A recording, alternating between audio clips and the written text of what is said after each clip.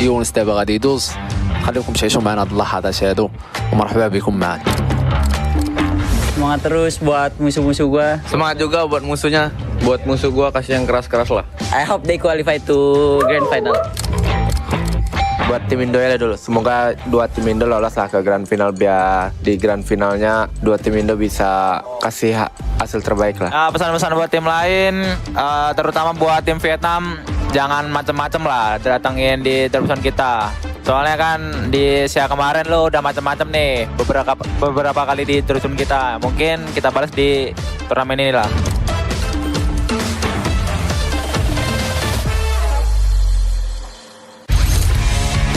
Welcome to Buya Alexis.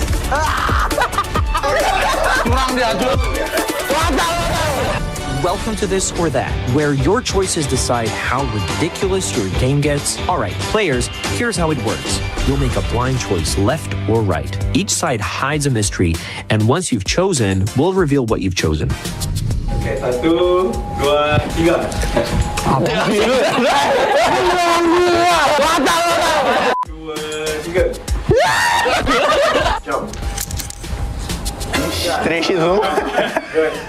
Ah, pusing tá terbalik. Eu não tô entendendo nada. Calma aí, é gladiador, vai aparecer na arma depois, só agora. Não, comprando, não.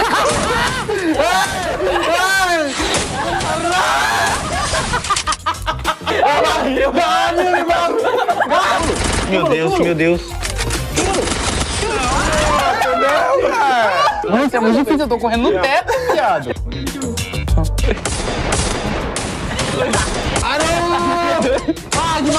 Gimana ini? Kameranya ngeliat tanah. Kita sama-sama kebalik aja. Sama-sama kebalik, oke. Vem, Lopes, vem. Muito difícil, cara. Agora vira ao contrário. É, agora é o contrário, todo mundo. Calma, tá recarregando. Gue gak bisa cara naiknya, Mal. Di bawah. Itu depan. Mana? Bener gue satu dong.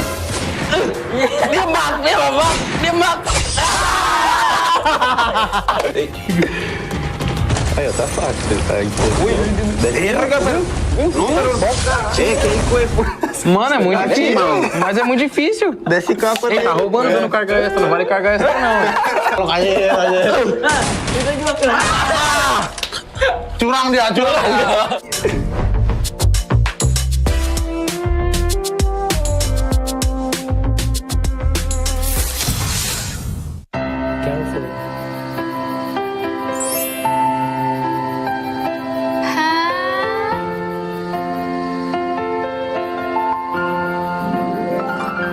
Will you marry me? Yes, I will.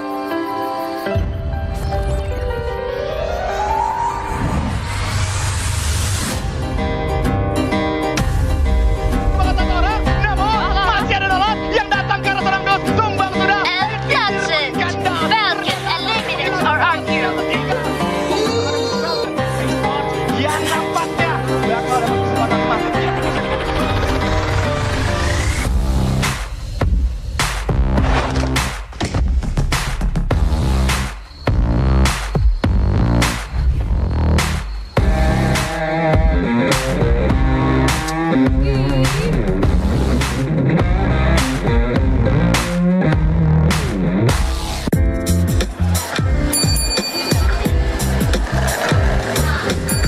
Man, WAG's unstoppable today. Make me look like a champion. You guys sound like you already won. They always do until the real match starts. World champs. You already know the history. You hear that? That's what number one sounds like. Everyone talks, but we show up. Every finals, every stage, that's what real giants do. Giants? But Saudi Arabia doesn't need giants. It already has a king. Kings, giants, champions. You all sound like titles we need to represent. Talks loud everywhere, but domination, that's silent.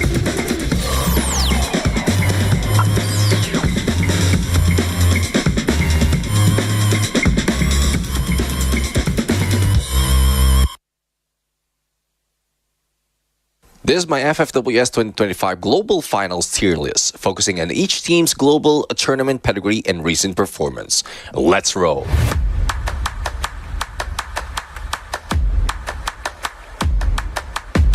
Starting with Fluxo, defending world champions with veteran endgame discipline. They don't panic, they punish. Definitely S tier. Evo's Divines next. World Stage Pedigree, EWC 2025 champions, and Rasya in full MVP mode. No question, one more S tier. Hotshots Esports from Pakistan land in D tier for now.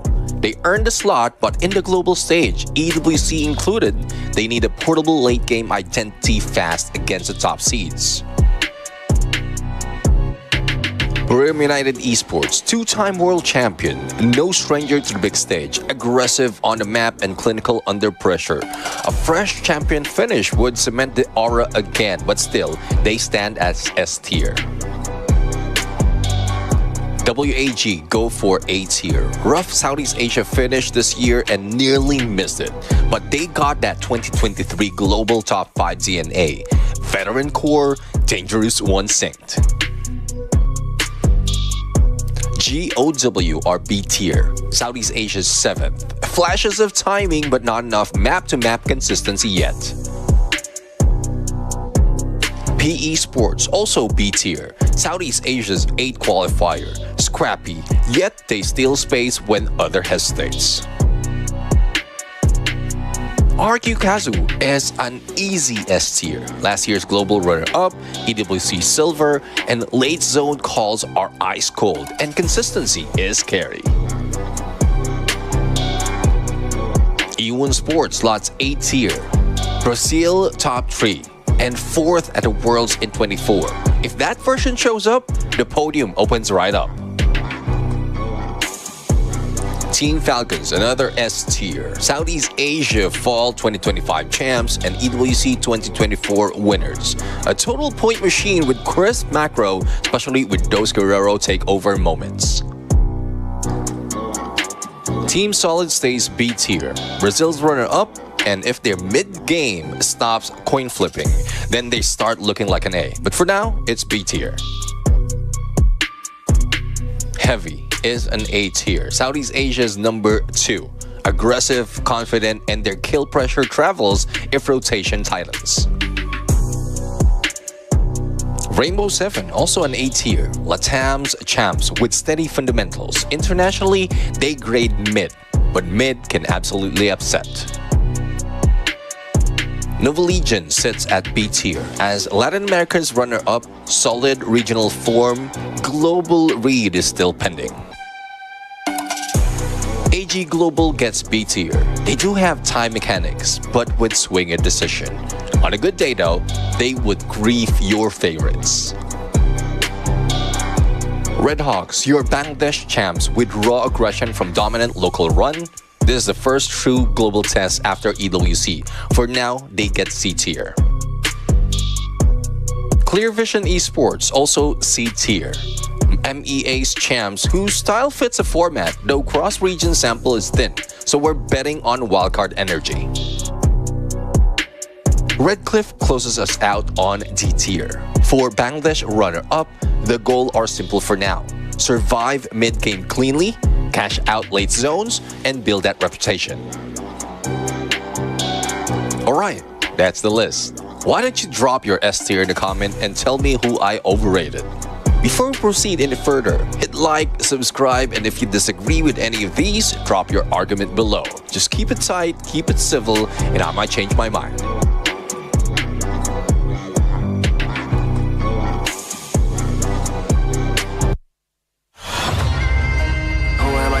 Now, burn bright, I don't burn out. Crush style, sick of me now, huh? I can never go reverse now. But I'ma spin it back, A jump. Went from nada to the crowd, throw in their hands, base jump. I'ma hit the finish line no matter what. They front, first place, you a runner-up, dominant, but the red and the blues going ruthless. 10 out of 10, 11, I don't snooze. I pursue, don't push it, put me in game that I don't lose. I stay cool, depending on my pen and pennants I choose. Ayy, I'ma show you how I work. Got it, now that is Wu-Tang, I'm a bird, love the competition. Told you reverse. I can't entertain. Will you do the same? 'Cause I've been ready my whole life. Only see my back, I ain't turning back on her. Wings on me, I'm higher.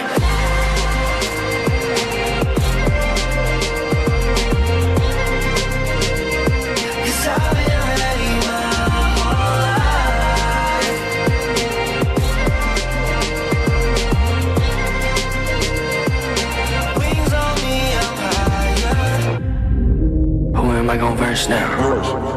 Oh, am I gon' verse now? Show me what it's worth now. I pull up in the can't imagine all these people wanna follow, missing in action. Paper planes on my condos, made it from rapping, and I met role models.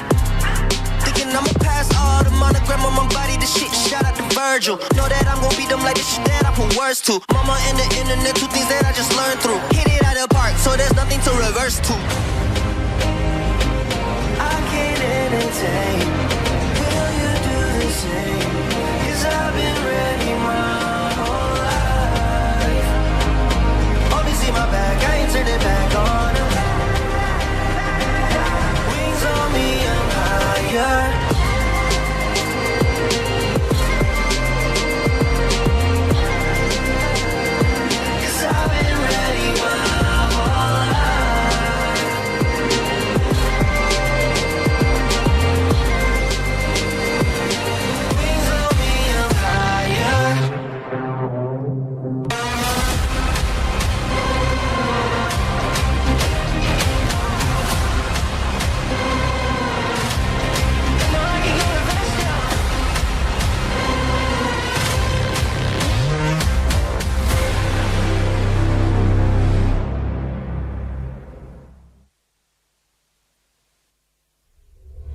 Every region has written its story. Every player has bled for a dream. Now the stage isn't just a battleground, it's destiny. The world's elite have gathered once again, and a new champion is about to rise. 5 names echo louder than the rest. EVOS, Buriram, Falcons, RRQ, Fluxo. Different lands, different styles, one goal, glory, the kind that never fades. EVOs play the game like a storm, fast, relentless, impossible to stop once they move. Across the field, Buriram United answers with control and composure. They read the map like a book and close every door before danger arrives. Falcons, quiet until it matters. They plan, they wait, then strike with the accuracy of a heartbeat.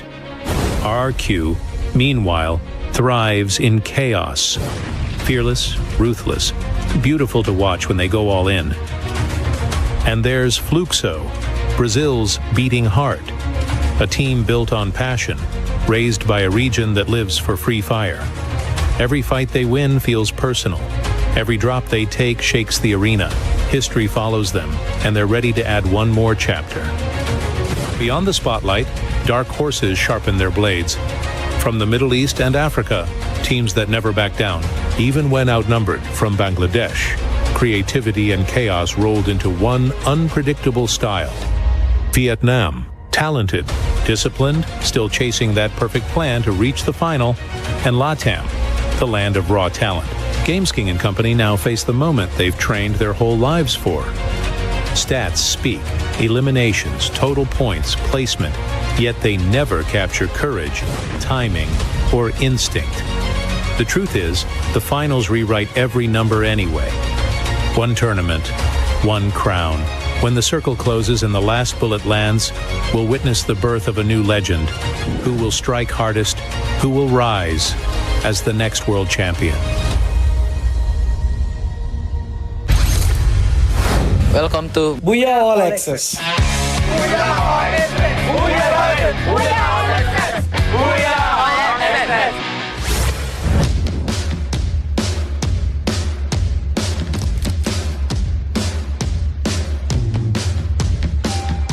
Hi guys, Baku, Baitoman. Allahu Akbar. Audi is the best, inshallah. We're gonna win. Hello guys, welcome to the photo session. With me, this is RC Fahim. I am RC Rex. Our one player is doing makeup for the photo shoot. This is RC Ashik. He is our leader of RC. Estamos aquí en el Media Day, en la sesión de fotos. Bueno, la estamos pasando súper bien. Hola gente, sigan apoyando a Latin y vamos por esta copa.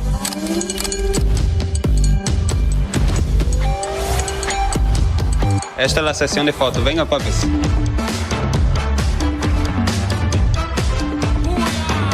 Boa sorte a todos os adversários, a gente tá preparado, a gente tá forte, tá vindo pra conquistar mais um título, se Deus quiser. Boa sorte também pra geral aí que vão precisar. I love Indonesia. I love Indonesia.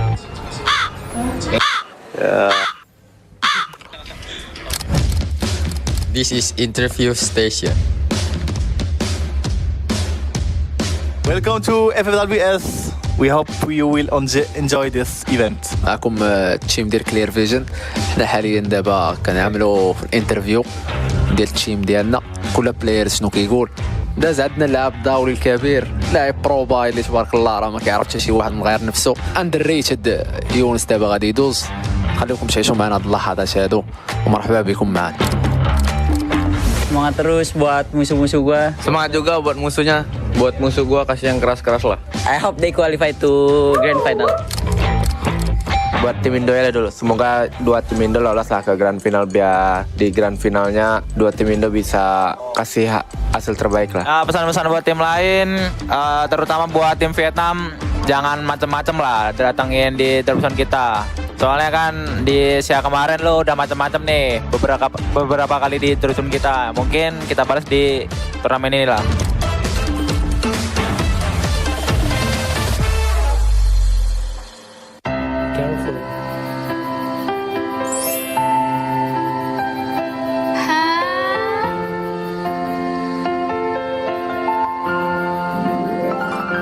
Will you marry me?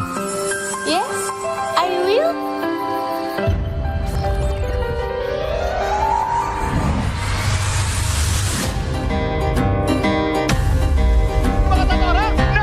Masih ada nolot yang datang ke arah seorang dos. Tumbang sudah. And that's it. Falcon eliminates our argument. Yang nampaknya bakal dapat kesempatan emas.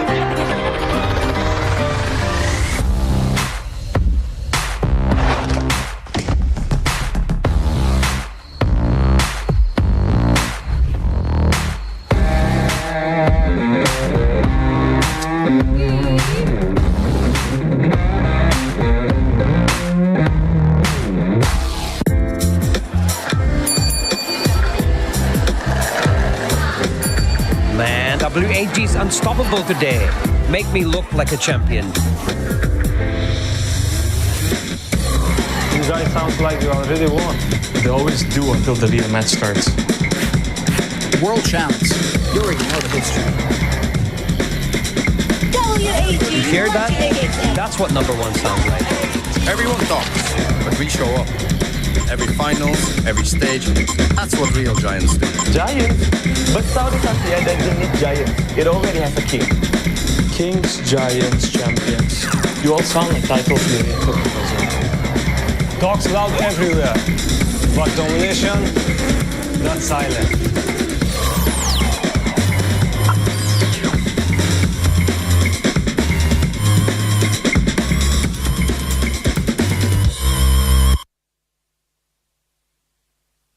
This is my FFWS 2025 Global Finals tier list, focusing on each team's global tournament pedigree and recent performance. Let's roll.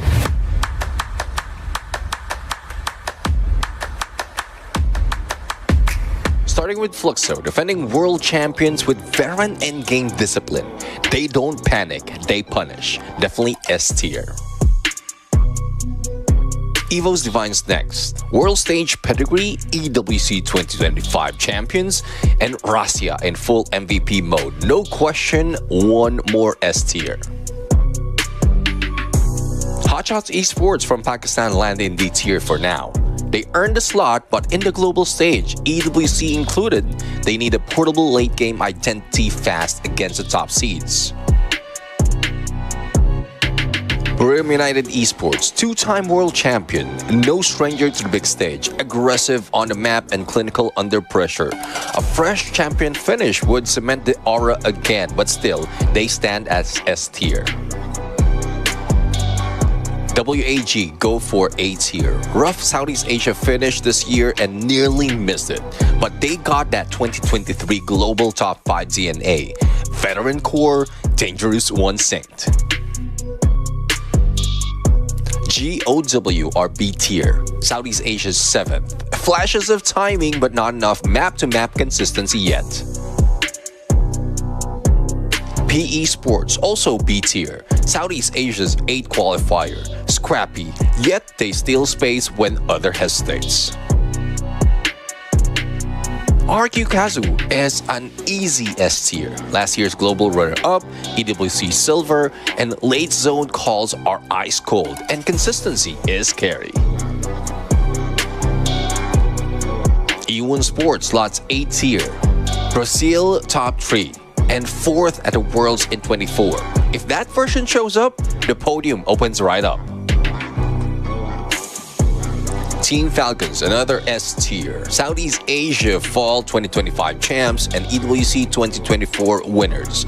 A total point machine with crisp macro, especially with those Guerrero takeover moments. Team Solid stays B tier. Brazil's runner-up, and if their mid-game stops coin flipping, then they start looking like an A. But for now, it's B tier. Heavy is an A tier. Southeast Asia's number 2. Aggressive, confident, and their kill pressure travels if rotation tightens. Rainbow 7, also an A tier. Latam's champs with steady fundamentals. Internationally, they grade mid, but mid can absolutely upset. Nova Legion sits at B tier as Latin America's runner-up, solid regional form, global read is still pending. AG Global gets B tier. They do have time mechanics, but would swing a decision. On a good day though, they would grief your favorites. Red Hawks, your Bangladesh champs with raw aggression from dominant local run. This is the first true global test after EWC. For now, they get C tier. Clear Vision Esports, also C tier. MEA's champs whose style fits a format, though cross-region sample is thin, so we're betting on wildcard energy. Redcliffe closes us out on D tier. For Bangladesh runner-up, the goals are simple for now. Survive mid-game cleanly, cash out late zones, and build that reputation. Alright, that's the list. Why don't you drop your S tier in the comment and tell me who I overrated? Before we proceed any further, hit like, subscribe, and if you disagree with any of these, drop your argument below. Just keep it tight, keep it civil, and I might change my mind.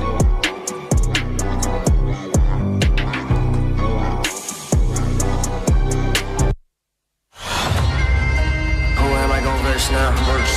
Burn bright, I don't burn out. Crush style, look at me now.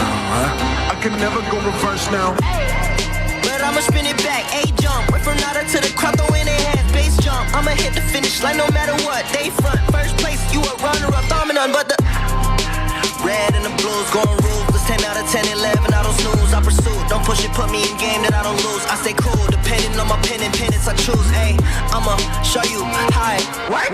Got it, now that is Wu-Tang, I'm a bird, love the competition.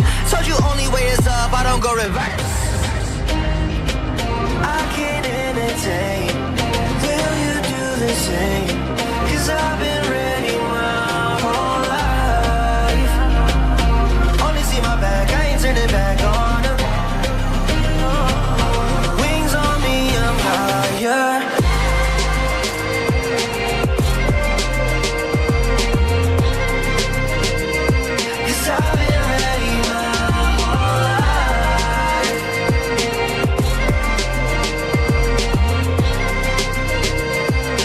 Wings on me, I'm high. I gon' verse now? Oh, am I gon' verse now? Show me what it's worth now. I pull up in the can't imagine. All these people wanna follow, missing in action. Paper planes on my condos, made it from rapping, and I met role models. Thinking I'ma pass all the monogram on my body. This shit, shout out to Virgil. Know that I'm gon' beat them like this shit that I put words to. Mama and the internet, two things that I just learned through. Hit it out of the park, so there's nothing to reverse to.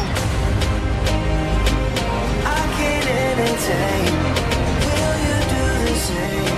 'Cause I've been ready my whole life. Only see my back, I ain't turned it back on them. Wings on me, I'm higher.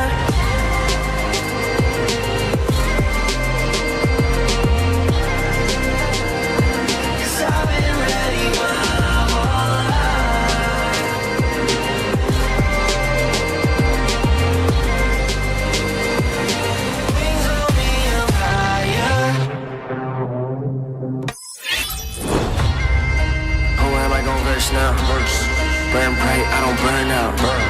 Crushed out, look at me now, huh? I can never go reverse now. But I'ma spin it back, A-jump. Went from nada to the crowd, throw in their hands, bass jump. I'ma hit the finish line no matter what. They front, first place, you a runner-up, dominant, but the red and the blues going ruthless. 10 out of 10, 11, I don't snooze, I pursue. Don't push it, put me in game that I don't lose. I stay cool, depending on my pen and pennants I choose. Ayy, I'ma show you.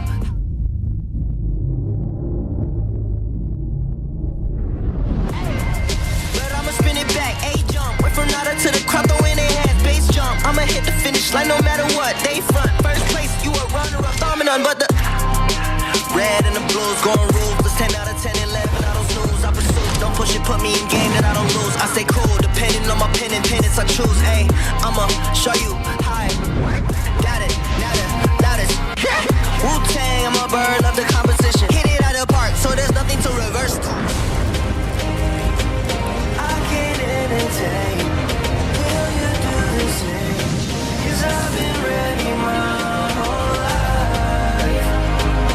Only see my back, I ain't turned it back on. Wings on me, I'm higher.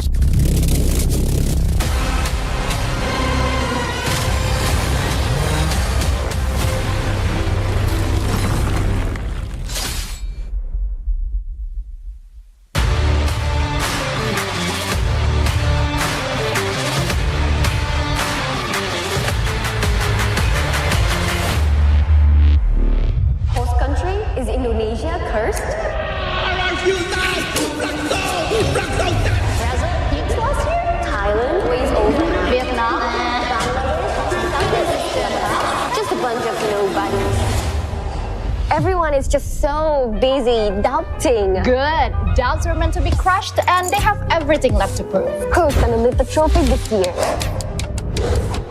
Oh my god, we were just talking about cute guys. This is way too early. So the face card is more important than the player's skill?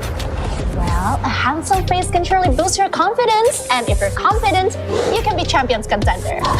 Champions contender! Let's talk about the defending champions, Fluxo. Lifting the trophy in their home country last year and still dominating Brazil as the region's champions. Can we see back-to-back? Not so fast. Talon won a Free Fire World Series Southeast Asia for Team Falcons. They're very confident right now. Also, Buridam are strong contenders. But Team Falcon only finished 8th last year. They are looking very clutch this year though. Clutch? Maybe. RQ had so many chances to win this year, but it seems like they're so unlucky. First one to match point, but they never got the booyah. Second at EWC and another second at the global finals last year. They have so much to prove. And they surely want to win on home turf this year. Speaking of home turf, the other Indonesian team, Evos Divine, has their wonder kid, Rasya. Fresh off an EWC win, lucky or not, they are gonna want to win in the home ground too this year. Did anyone expect them to win all the way at the EWC finals? What about some underdogs? Vietnam might rise above this year. Some of them barely qualified to the global finals, but Heavy has proved to us that Vietnam is still a force to be reckoned with. They finished second in T-Ball. Did they get it with luck, skill, or grit? I think you need all three to be champions. Even luck is needed, so we'll never know. I guess Bangladesh, Latam, EMEA, or even Pakistan might do it this year. So, what's next then? I think we're gonna have to see which team will secure top 8 this week, because only those who crush doubts will qualify to the class squad. Self crush. And the brightest stars, they'll shine on match day. Crushed out. Burn bright. FFWS 2025 Global Finals is here!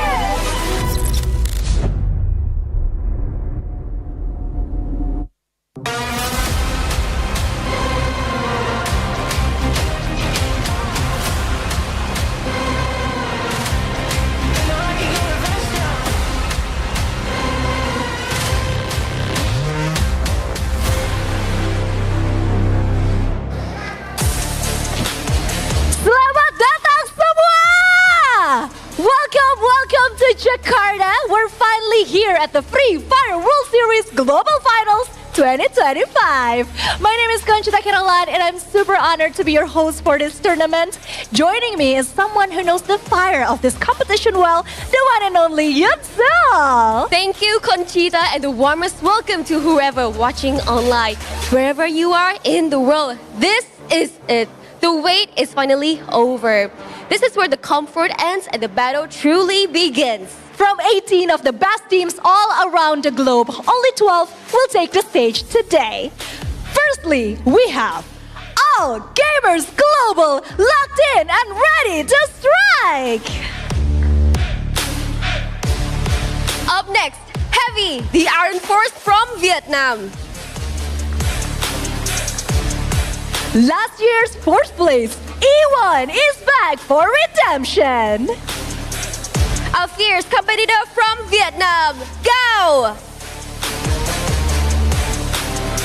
Sharp and fearless, this is BE Sports. Representing Latam, it's movie star R7, rising higher than ever. From Bangladesh, the pride of the nation, this is Red Hogs. Solid player, solid game. Make way for Team Solid. The defending world champions, ready to reign again. This is Fluxo.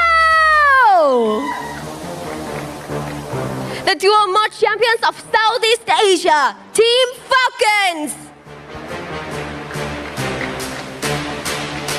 Battle tested and star-setted. Let's go, Buriram United Esports!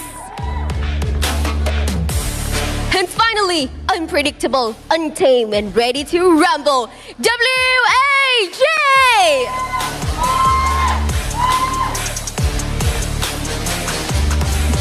All the teams are ready to prove that they belong among the brightest. And this year's team, Crushed Ups, Burn Bright, says it all. Every player carries their own fear, their own hesitation. But champions, they rise above it. They turn pressures into power and doubts into fools. Only the strongest team will survive from a knockout stage. But wait, before we begin, Conchita, how do we say do your best in Bahasa Indonesia? Oh, you can say semangat, because semangat actually means keep up the spirit, or you can do it. Can you say that? All right, let me try. Semangat! Semangat! Yeah. Shall we do it together? All right. 3? One. Oh, 1, 2, 3. Semangat!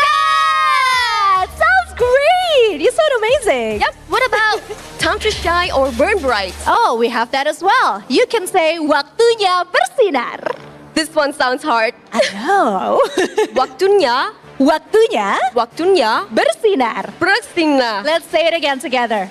1, 2, 3. Waktunya bersinar. There you have it, survivors. To all the players, semangat. Once again, the battlefield awaits. Jakarta is watching, and the world is surely watching. Time to curse out, burn bright. Let's get back to our casters. Semangat, the stage is yours.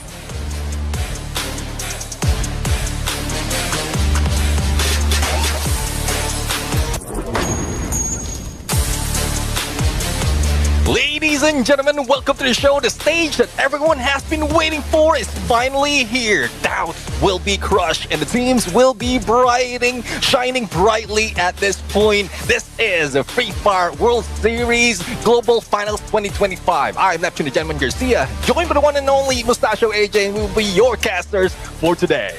I am not excited. I am over excited at this point of time.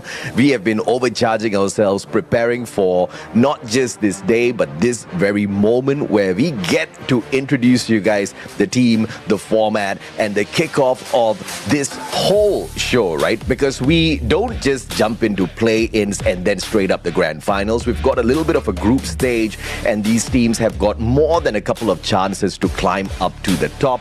We are going to see everybody out there in the mix. We've got teams who have been making a lot of noise in the comment section, but now we get to see them out there on the battlefield as well, doing what they do best, and we get to see if or not they can walk the talk. Well, technically, their fans were doing a lot of the talking. Now, the team has to do the walking. I don't know if they can keep it up, but I hope they absolutely crush the doubts out there. Yes, Red Hawks, I am talking about you. But of course, we have got the tournament timeline coming up for you guys, and we are running through from the 31st of October, that is today, all the way to the 9th of November for the knockout stage, where we will be dividing the 18 teams that are in here for Battle Royale into 3 groups of 6 that you will see later on.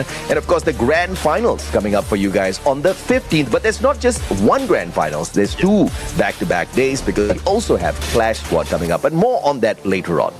Yeah, definitely. And as you did mention, we do have 3 groups similar to what we've seen in most tournaments that we have in Free Fire. And Group A, B, or A, B, C, and AC would be the rotation that we have. It's not in a particular order. It would be randomized for the 2 weekends that we will be having the knockout stage. But for the 12 teams that will be coming up on top, that's where we beat them on 15th of November. So I'm really excited for that to happen, to see, as you did mention, who's going to walk the talk the comment section has been throwing out in there, because this is what at stake, AJ. That's $300,000 for the champion. Yeah, absolutely stacked with the prize pool here. Everybody wants the biggest slice of the pie, but can you digest it all? Can you survive long enough to the very final day for the final battle? And of course, even when we get there, you gotta deal with Champion Rush, baby. The point system as usual. You hit the booyah, you walk away with 12 points, 9 points for second place. You minus off 1 point for each consecutive position, but 11th and 12th placement gets you no placement points at all. You can buffer yourself with those eliminations. Every elimination gets you 1 point. Tiebreaker rules, on the other hand, goes by the number of booyahs, followed by the total number of eliminations, as well as the ranking in the final game. Yeah, and also we still have the unique active skill available, and I'm really excited on how the teams are going to use this, because we do have a new skills available in the game, which is Nero. So let's see if that is something that the teams will be putting in on their gameplay, because I played Battle Royale and I am loving that cryo mine that Nero is bringing in. But it still depends on the game style or the play style of the teams right now, and that's what they're going to use in these matches. But speaking of matches, this is the schedule that we have. We're going to start it off with Alpine. Purgatory will follow, and then Kalahari, and then the second half would be Bermuda, Nextera, as well as Lara. This is insane, man. On the very first day, we are keeping the trump card map for the final bout on game number 6. So Lara is a map where we've seen all the regions. Not many of them have found full mastery on this map just yet. It's still a coin toss as to who's going to be able to dominate it. Yes, there are some outlier squads, which we'll not mention now just yet, because we want to see how they fare against each other on the international stage. But of course, later on down in the competition, we'll be breaking that down a little bit more for you guys as well. Let's take a look at everything out there later on as far as the teams as well as their lineups are concerned, because of course we've got 18 squads here for the global finals, but only 12 will be in performance today. Once again, we only have groups A versus C today. Group B will be taking their rest, and this is a huge factor that might benefit those teams tomorrow, Nev. Yeah, definitely. I mean, day one, most of the time is scrappy, and those who are resting have the opportunity to study their opponent. So we're going to see in a bit which are the teams that will be playing, and hopefully those that you are cheering is on there. But if your favorites are not in the list, hopefully still hang with us, because I'm pretty sure you want to see the gameplay of these teams. We start off with Team Falcons, Red Hawks, Team Solid, GOW, PE Sports, Peru United Esports, Fluxo, Mobistar R7, Team Heavy, AG Global, E1 Sports, and WAG. Many heavy hitters out there, many popular names as well. Today we are starting with teams that will definitely be dragging in the crowd. So hello to everybody watching from all around the world. We've got our eyes on teams like Fluxo, teams like E1 Sports. We've got Team Solid out there. And obviously the Southeast Asian teams are going to be making a lot of noise. But in the comments section, I know one nation, one squad, Red Hawks. We have been waiting for a long time to see players like Kutush, Blade, Nejad, as well as Flicker out there doing their best. A little bit of a teaser at EWC, but this time I think they have gotten a taste of what they're dealing with, and they've gone back and they have prepared well for today and for the whole competition. I'm looking to seeing Red Hawks play their best game out there today. I'm looking forward to seeing what they can do. Yeah, definitely. I mean, they are trying to emulate what Southeast Asia has been bringing into the mix. But how can they fare, especially if Peru United is in play? And did mention about Fluxo, who is our current defending champions for the global finals. So both of them are on this page. We also have Mobistar, R7, and EWC, as I did mention, showed up in a great fashion, and hopefully PE Sports will not be left out as well, because it's been a while that when we saw PE Sports in the global stage, and hopefully they will be motivated to rank up and move up into leaderboard early as this. Yeah, absolutely, man. I mean, just on that page alone, we see so many players who have had the experience playing on the global stage in the past. But also, what we see in front of us, many players from Vietnam. For the first time ever, we've got 4 squads qualifying from Vietnam. They've got the most number of teams, most number of players here in the global finals. I'm very curious to see how they do overall. Unfortunately, they won't be able to help each other out. It's still going to be a slugfest. But we have to also focus on another factor, Neptune. Yes, we've got the individual teams, but now there's a little bit of a tiff, a little bit of a struggle within the comment section all over the world. Which part of the world is better? Is East the best, or will the West find or manage to best the East at the end of the day? You look at the Eastern powerhouses, you've got teams like Buriram, Falcon, AG Global, WAG, and then you look at the Western powerhouses, you've got Fluxo, you've got Team Solid, E1, R7. I mean, it's going to be explosive out there when we start this match. Yeah, exactly. It's more of the quantity that we have in the East right now, and hopefully they will also show up with the quality. But when we look at those from the West, like, we've seen great quality out of them, despite of not having that much numbers in terms of teams. So that would tip the balance a little bit on that battle of East and West. But I want to see more. I want to see West defend their champion and also their prestige all over this game, because so far, even for the videos that we've seen earlier, there's a lot of banter that is being thrown right now, and hopefully they can live up to that. Yeah, no doubt at all. And of course, we have got a little bit of a teaser for all of you guys in a little bit coming up. It is called the Room of Pressure. How much of pressure we throw at these players? Well, you guys will see in a little bit. Neptune and I will catch up with you in a bit.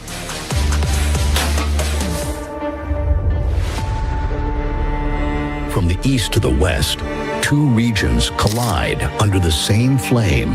One plays for pride, the other for legacy.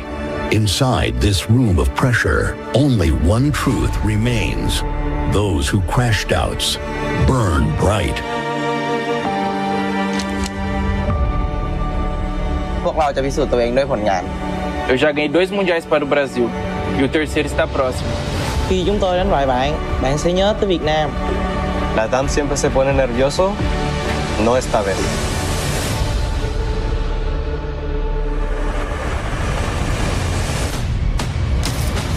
4 đội Việt Nam đã làm được điều đó và đó không phải là một sự trùng hợp. Estamos hartos de ser la sombra de Brasil, ahora somos Latam. ถึงเวลาเอาแชมป์โลกกลับบ้านแล้วครับ O leste fala sobre legado, mas o oeste escreve história. They've entered with pressure. They'll leave with fire. From east to west, which region will burn the brightest? We shall see.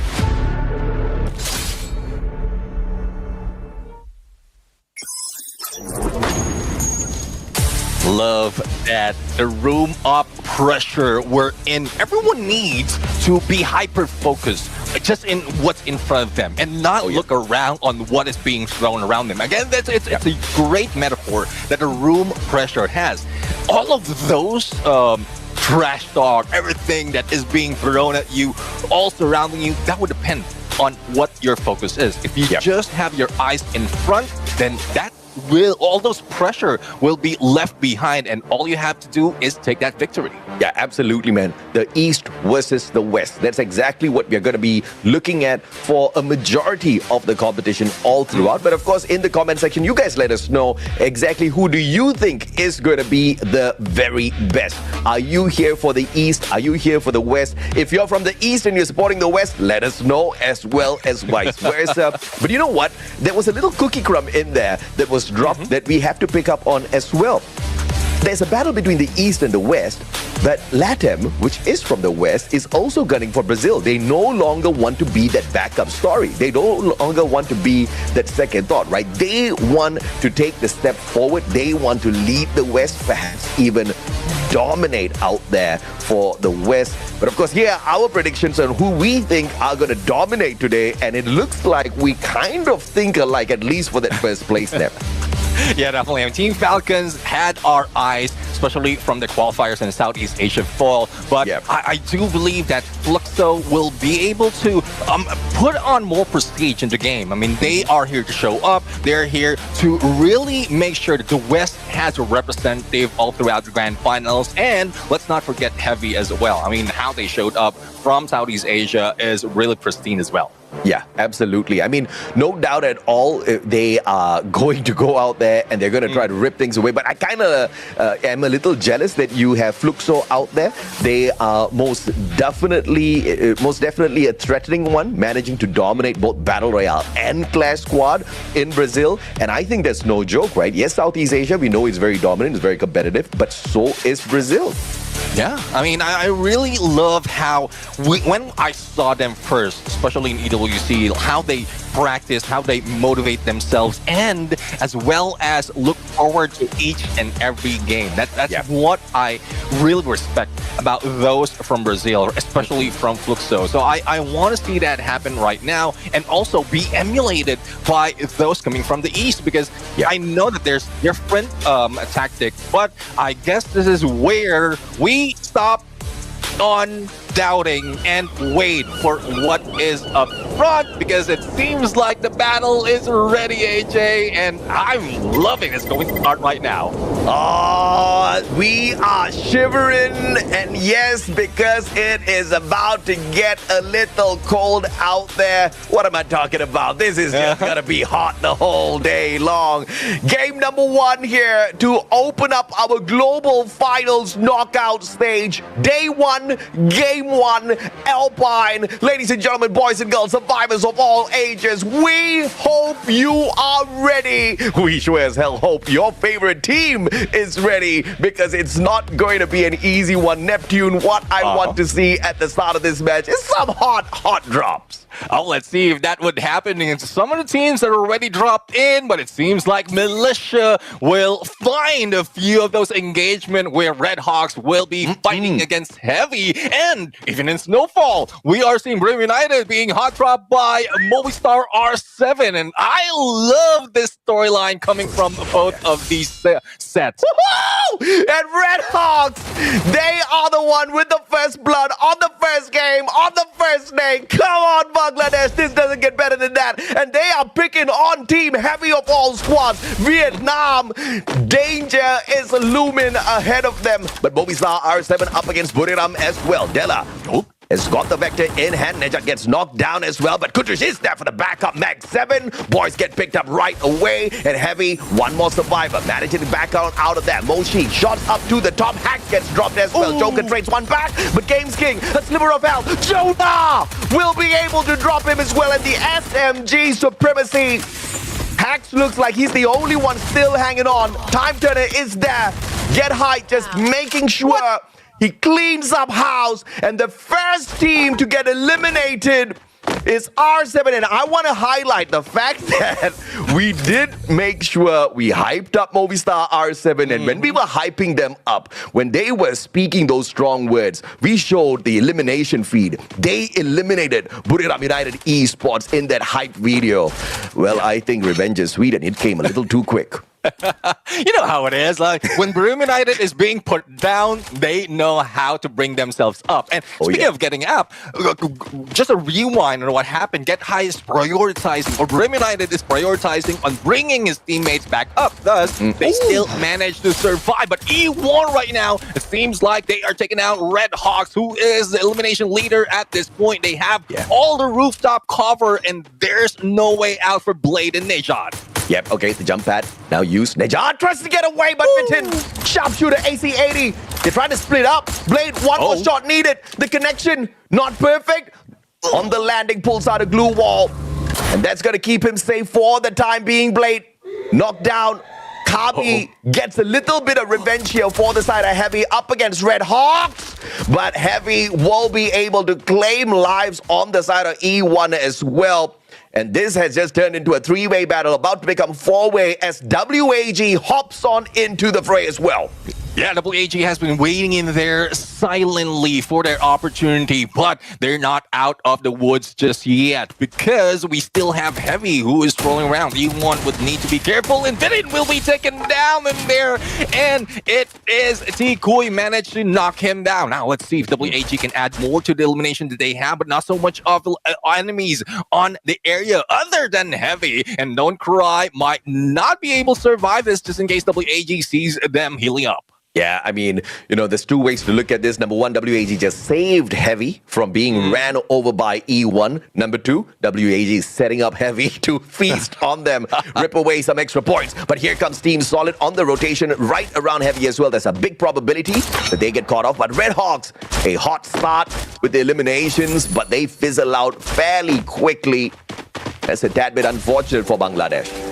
Let's see though, there you have it. We have Team Solid right now being in a hit list or triggering that hit list as well, so they need to be cautious not to be out in the open. And Launchpad is available for them to get away. Now let's see though as to where they will be placing themselves. They are trying their best to make sure the arsenal is also clear with that binocular. So I guess they do have a lot of openings unless GLW rushes against them. A weapons arsenal, and a good move here by Team Solid. You need those upgrades for sure. You need those better weapons. And got it unlocked fairly early. And WAG might just be in trouble if they decide to drop by and say hello. Team Solid doesn't have a defensive spot on the outside. Playing with fire here if they get caught at the wrong timing. But they do anticipate a squad inside here. You can see with the movements of Nick. Trying to keep an eye on those players.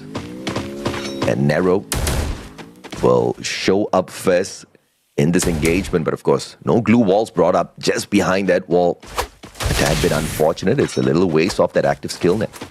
Yeah, definitely. I mean, if you have that cryo mind, you will be able to spot out the enemy, but it doesn't last that long, especially if the opponent will be able to take down that plushie. So I guess they were spotted, but their position was moved very quickly. So I guess that's the reason as well why WAG is moving away. So they don't want to be caught off guard, and they missed one of the players from Team Solid as well. So I guess it's more information, and then that's where they have the confidence. But since they lack that, they're back now. Lovely rotation. Now, flanking around from the right-hand side, WAG has managed to unlock the airdrop, but Junpad gets them out of harm's way. And what a beautiful glue wall on the drop. Glue UAV sent out as well, just to make sure that glue wall, that defense is buffed up, and that keeps them safe for the rotation away from the Brazilian squad. But now out in the open, WAG in a little bit of trouble, because their rotation here might just be intercepted by GOW if they are unlucky. And they do use the binoculars to scan on the area towards their right-hand side here. Vending machine, definitely the play for the players of WAG. They've got enough coins to buffer themselves up. They do need those level 3 vests. Yeah, let's see if they'll be able to get that for Team Fluxo. They are just hanging back. Not so much of contention, but earlier we saw a little bit of a takedown or elimination coming from them, but they managed to recover that quickly. And it seems like they will need to be, they will be silent all throughout up until mid-game. As we look at the map right now, it seems like there's a lot of hit list being triggered, and that's where everyone will be pushed into. I mean, you gotta love some information play, bro.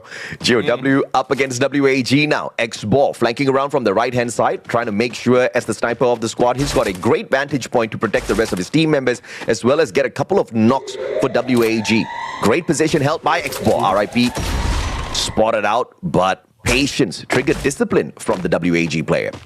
Yeah, definitely. I mean, only one information, one player to be cited. And if you don't have all position of the players, you won't be able to take them down. It would be a loss, though, because we keep talking about it. A knockdown will not be fulfilled unless it is confirmed. And none from WAG is also on position to be able to confirm those eliminations. And next, we're still in position to go and take the shot. AWN in hand, and Dion almost taken down. If it wasn't for a hop, he could have been down already. Yeah, I mean, he's got the inhaler and the medkit out there, so nothing much for him to worry about. And none of the other WAG players close enough to take advantage of that initial tag.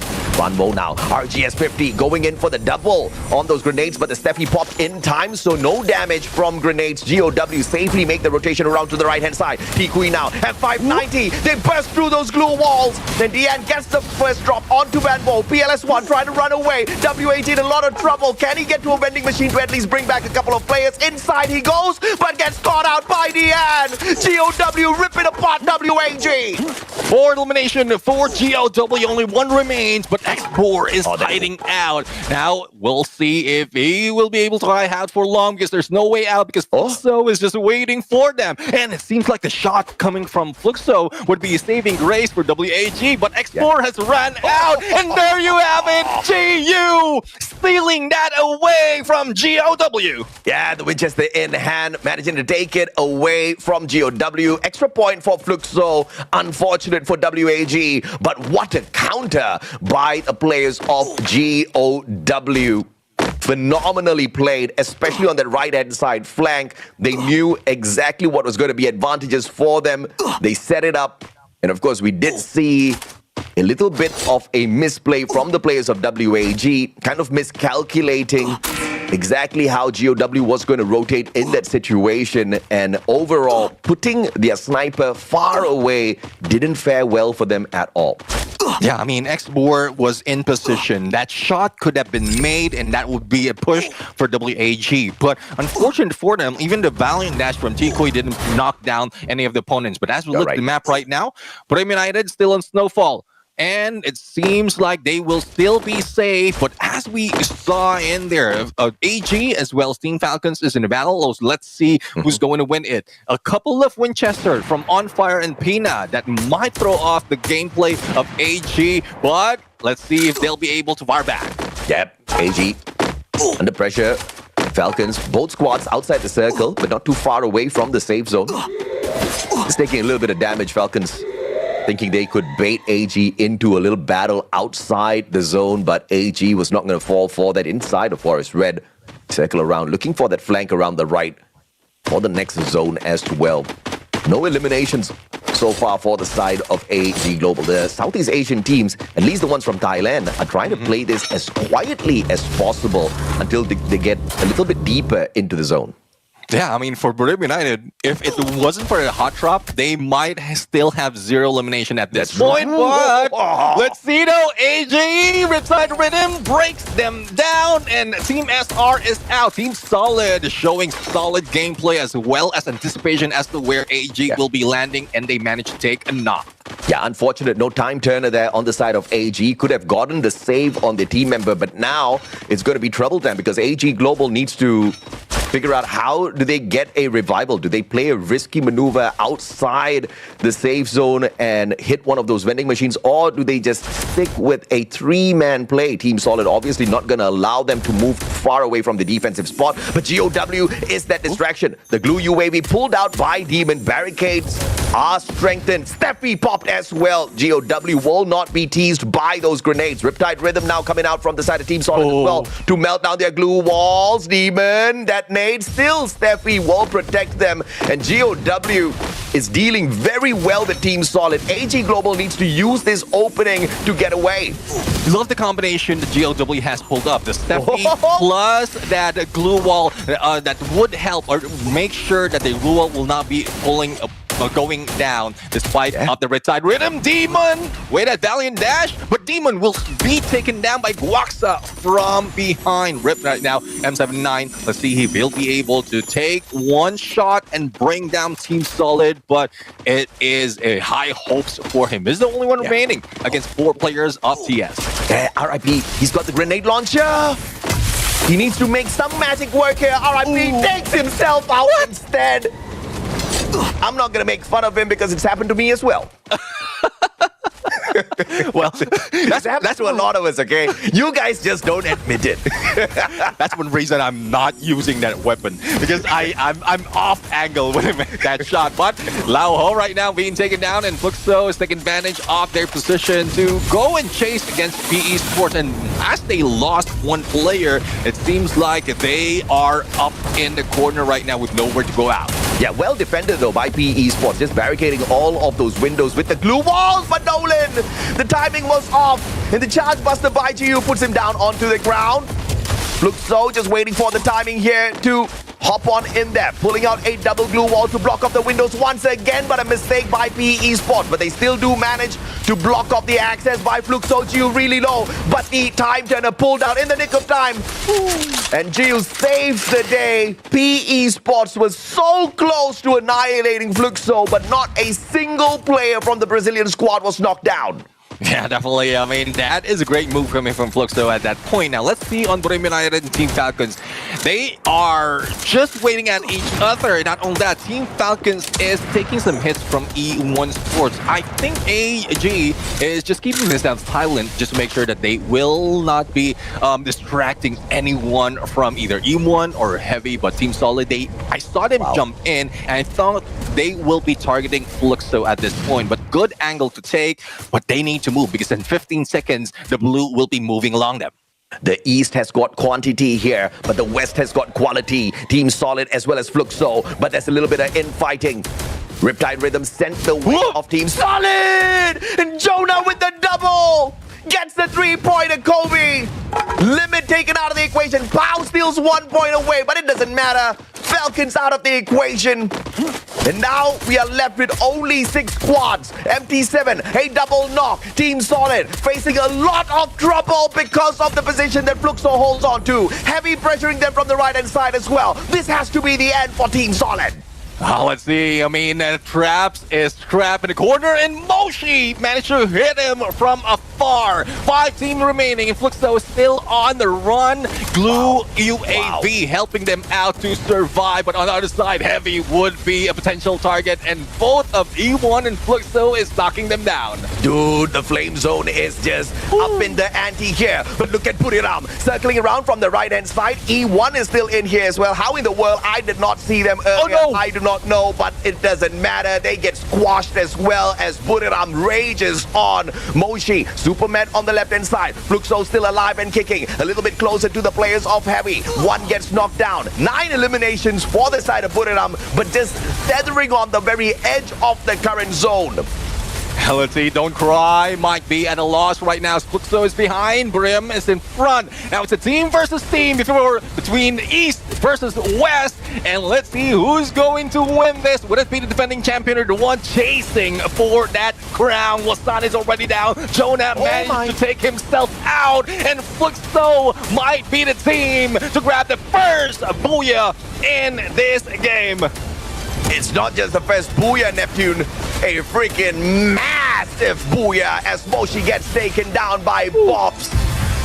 17 eliminations was what I last saw. Plus a booyah. 12 points off of placements. The reigning defending champions, technically the back-to-back global champions, have done it again, and they have started off day one to get to the top in such a phenomenal fashion. And one thing I'm seeing from Fluxo at this point is they're not that passive team anymore. They are taking advantage of their position, running against opponent, hearing those gunshots, and just heading towards all those engagement. And that's how they got that 17 elimination. And I'm loving this version of Fluxo right now. Yeah. I mean, this is exactly what we needed to see out of Fluxo, the tenacity and the confidence and also the capability. Because yes, we've seen them in the past, and what they have done is mainly stay passive until the very end, and sometimes they would have stayed too silent for too long. They could not catch up. But of course, when it comes to the global finals, the grand finals itself, Fluxo is a different kind of beast. But now we see them bringing out that version of themselves so early in the knockout stage. I'm loving it. This is what we need. This is exactly what all of the other teams need out there, as well as a wake-up call. Yeah, exactly. And then, well, it's even better than coffee to wake us up with Fluxo in the lead. I mean, I'm really loving this turnaround. I mean, game number one is just so heated up. It's just so massive. And I was expecting a global final. It would be a slow game because everyone is trying their best to identify where they can rotate safely, but there's no safe space. All they have to do right now is just look for the enemy and trust their instincts. Yeah, I mean, at that point of time, the final engagement, it was a story called Run, Moshi, Run. But no matter where he ran, no matter what he did, there was just nothing that he could do to save his squad and to get them the booyah. But you know, valiant effort overall for Buriram to survive long enough to that final circle. But very, very impressive first booyah of the day, courtesy of our reigning champs. This is ridiculous, man. I mean, look at the number of eliminations on a stage like this. Fluxo's not messing around. Oh, definitely. I mean, 17 elimination plus that booyah, it's 29 points already. And what I'm sad about, because we saw Team Falcons being eliminated in there, though they do have placement point, and unfortunately they don't have any elimination as well. The same goes for Movistar R7. Yes, they grabbed one when they hot dropped Buriram United, but that's it for them in the first game. And hopefully it doesn't affect their motivation as well, because if you're lost after losing out on Buriram United, then that would carry over onto the next game.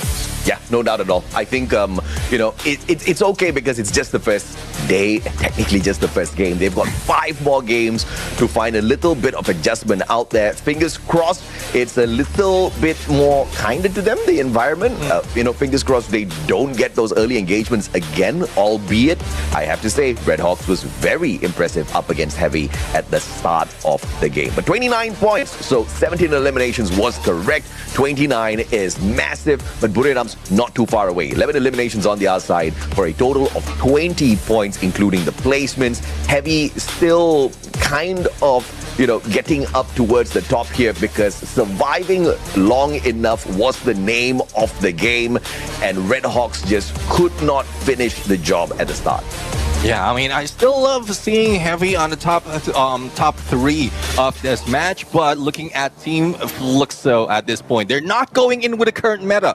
This is where they are confident, and we saw that confidence onto the game with A124, Skylar, Oscar, as well as Steffi. But the Skylar, it seems like it's being slowed down because of the Glue UAV. We've seen that so many instances wherein that could have been a clear out of those blue walls, but that update just gave more opportunity for the teams to stand up.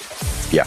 I mean, and this is what we like to see as well, right? 2 players with a team booster, 2 players with a tactical market. They've got a good balance. And if you look at which are the ones bringing in the tactical market, it's the players who are on the back lines, right? And the ones who are on the front, a little bit of an extra boost on their health as they take these very aggressive engagements. I think they've played this out very, very well overall. But MT7 with the 8 eliminations, this is a huge warning to a lot of the other players out there. If you've got a sniper on your side, and I don't know how you're going to detect Fluxo out there, but you better take their sniper out. MT7 has started off the day, and he is rocking it. 9 knockouts, 7 assists, 8 eliminations. Those are some insane stats off of this guy. Yeah, definitely. I mean, close to 5k on the damage. And, well, I know I put a little bit of, well, not hate, but question on Skylar, but it seems like it doesn't matter for MT7. As long as he have the sniper, whether an AC-80, AWM in hand, he can still make those shots. And it's not just from long range. He can make this in the mid-range as well. That is one reason why he is one of the deadliest sniper in the field right now with that Maro, Susie, and Moko as well. A little bit of insurance policy with that Susie that we rarely see that nowadays. Yeah, for sure, man. I think the Skylar is definitely going to be abused out there, even in this current season, because you've got too many of those buffs coming out for those glue walls, right? You've got the glue UAV, especially right now.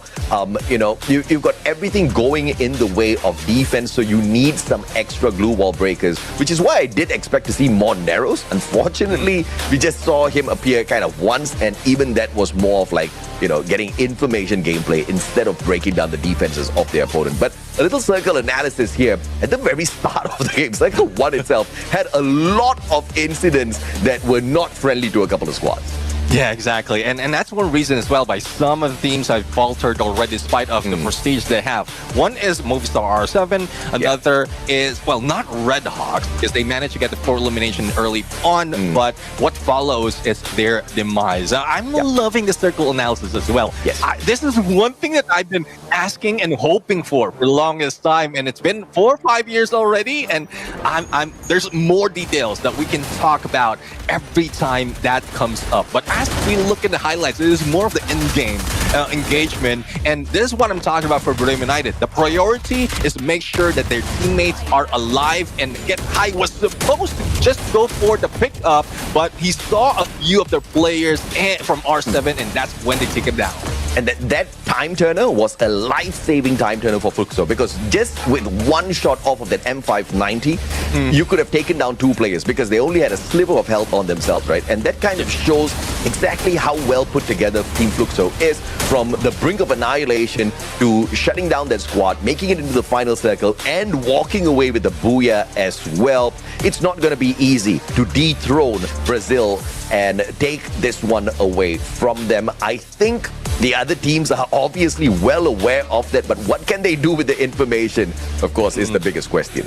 Yeah, definitely. I mean, it's more of how they can play with that. We've seen a lot of teams who use a lot of skills and utilities to gather all this information. It's more of how they can approach it, and it doesn't show up as quickly compared to what we've seen what Fluxo did. The turnaround, the pickup is quite easy. It looks so easy. And one reason as well why they dominated that game number 1. So for the question of East versus West, even though the East has got the numbers, even though we've got the quantity, the West is still proving that they have got the quality. Lesser squads in there overall, but still managing to walk away with a massive game. Then it's kind of a testament to how strong the fight is going to be from the West to keep the crown on their side. I mean, the East technically has enjoyed the crown being on their side, you know, very specifically in Thailand for a long, long time, for many years. So I think it's good for the trophy to spend its, you know, time in the West. What do you guys think, though? Let us know in the comment section whether you think the crown needs to go back to the East as well. I have a guess on what the comment section will say, but I'm not going to say it. I'm just waiting and watching for that. But you did mention about East and West, and looking at our leaderboard, like we have 4 from the West that is playing for today. It's so unfortunate for R7 that they were eliminated early, but the 3 teams out of the 4 is on the top half of our leaderboard. And you did mention about quality, and all of them all of three are coming from Brazil. So it seems like it's not just East, it is Brazil who's dominating that game number one. Yeah, absolutely, man. And obviously, Fluxo at the very top, E1 as well as Team Solid, managing to climb up quite a little bit, but and they are in the double-digit, area, but they do need to climb up a little bit more. I am most impressed, though, Neptune, by Heavy. They got into a very sticky situation early on in the game, and I have to say, if it wasn't for the appearance of WAG, they would have gotten crushed there and then itself. I think that the distraction surely kind of helped out in that situation. E1 appeared initially, and then, of course, WAG, but overall, Heavy using that situation, getting the revive and getting the hell out of there, and then regrouping together as a squad to get to the final circle, shows you exactly how much these Vietnamese squads have improved over the years. Yeah, definitely. And let's see if that is something that would show up even more. But looking at what the question right here, will their Clash Squad dominance hold up in Battle Royale? We're talking about the dual mode champion, Red Hawks, Falcons, and Fluxo. And it seems like Fluxo has already put up their name in there for BR. Now, question is, will Falcons and Red Hawks follow through? Because looking at the list, they're at the bottom half. Yeah, they're definitely the bottom half. But all three of these teams, dual mode champions for a good reason. They know how to play a good game of Free Fire. In their own individual regions, they are most definitely beyond champions. They are legends as of this point of time. But when you reach the global finals, when you reach a stage like this, where we throw everybody into a potluck of squads, the story tends to be a little different. And at the moment, the teams with the most amount of experience on a stage like this has managed to climb up the leaderboard. Yeah. Once again, why I'm so impressed by Heavy, because they are up there together with them. Again, it's just a turn event for Heavy with what happened in Southeast Asia fall. I mean, that performance was just outstanding. I mean, if there's a better word for it, that's all I can think of. It's outstanding. Even beating those are the top dogs. Yes, they didn't get the champs, but they were in there comparing their previous performance for spring. They just catapulted themselves up in the second place. And I'm loving that version of Heavy. Hopefully that doesn't die down, because you know how it is with Vietnamese team. They move up quickly in the first half and then falter towards the end. And at this level, this is something that is different from what Vietnam has experienced from their recent tournaments. Yeah, I don't want to see them fall for sure. Because we've got 4 squads out of Vietnam this time around. We want to see something from them. But of course, a quick fun fact about the loadout system: you've got 4 roles to choose from: support for buffs, weapon boost for upgrades, tactic for map control, as well as your leg pocket for extra gear. Every choice can change the fight, and you just saw that in action out there. Yeah, I'm loving that teams is also already utilizing it to the T, despite of the update just coming up a couple days ago. And that's one thing as well. For those viewers out there who are still not familiar on how the loadout system is working, hopefully these games would give you an idea, because I tried myself in playing, but I'm still getting slowly getting a hand of it. And when I say slow, like very, very slow. It's okay. It's an age factor, my friend.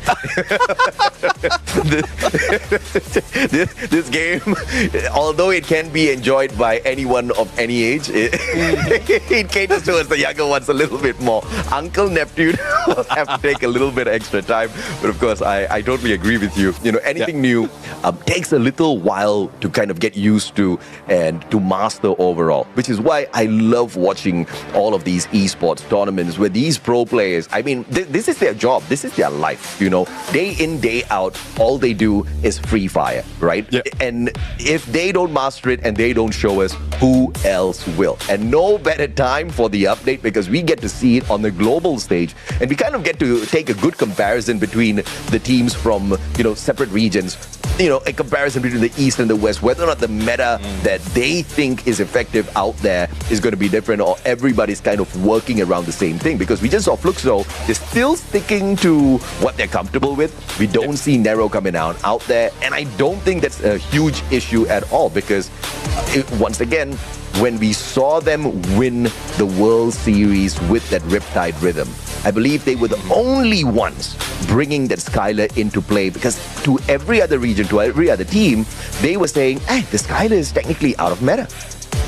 Well, let's see if that's something that they can prove once again. Another fun fact, referring to a Falcons double champion at Sea Fall 2025, Keroro said, if winning once was luck, you can't be lucky twice. And I guess they just showed sheer dominance, and it wasn't luck. They won both Battle Royale and Clash Squad. Red Hawk fans are very happy that Keroro said that, because now they can say that for Red Hawks as well. I tease you guys. I love Red Hawks. I've been waiting for them for a long, long time to make their international debut. We got to see a little bit of a sneak peek up against them. And of course, we get to see them in performance today as well. Once again, a great start, but it fizzled out too early. Luck just wasn't on the side of Red Hawks in this particular start, because even if they were able to manage the situation early on in a decent 4v4, too many teams came rotating into their compound. I think as far as Red Hawks is concerned, they need to start looking for some of these safer drops which are not occupied by any of these other squads, because if they're not prepared for the battle, I usually don't see them hanging around long in the lobby at all. And that's going to be a problem if they don't fix it. Exactly. I mean, and there's one thing I would want to say, guys, for Red Hawks. Yes, they show dominance in that hot drop, but it's the moving away part that they need to move, that they need to do quite well. Because we've seen a lot of teams, they don't, like, especially where 12 teams are still involved, or 11 teams are still involved. Definitely some of the teams will be hearing those gunshots, waiting for the opportunity. If you spend so much time in engaging in one compound, you will need to anticipate that someone else will be waiting for you. So, like, after the engagement, if you win that fight, then just move away. At least one person can move away, and that can be your insurance policy. Not just for Red Hawks, but for everyone else of these teams who's going for the hot engagement for the early games. Yeah, man. I mean, at the end of the day, we definitely need to look at a few different factors overall as well. But I do want to highlight one thing, right? We've got a few underdogs who are on the rise here. We've highlighted them extensively already. We are talking about the teams out of Vietnam. We're talking about Red Hawks as well. Okay, we also have to throw Red Cliff into the conversation, because many of the fans out there, and even some of the teams that are on that global stage, they kind of feel like these are the teams that are going to be the filler squads. These are the ones who are going to get crushed and thrown down to the bottom. Now, Red Hawks are not doing us fans a big favor by kind of proving that right in the very first game itself, but it's good that they got punished early, because it's all about the rise up to the top. It's all about how you find those adjustments. But it wasn't just Red Hawks that got crushed early. WAG performed, even worse. They only got 2 points out of that game. And wait, let's take a quick pause on that statement. A quick fun fact here. When it comes to age, still at 16, Blade and Kutush are the 3rd and 4th youngest players at the Free Fire World Series 2025. And right behind AJ Chinoy as well as Rasia. Rasia is still the youngest player out there on the stage. Well, technically he's not on the stage right now, but the youngest one out there on this global finals. Yeah, I mean, I got hurt a little bit when it comes to age, but fun fact, Neptune is the oldest caster in the lineup right now. But anyways, I mean, you did see, we are seeing a lot of potential, especially from Rasia. When he got introduced, that's when Evo Zivine just changed, changed their face.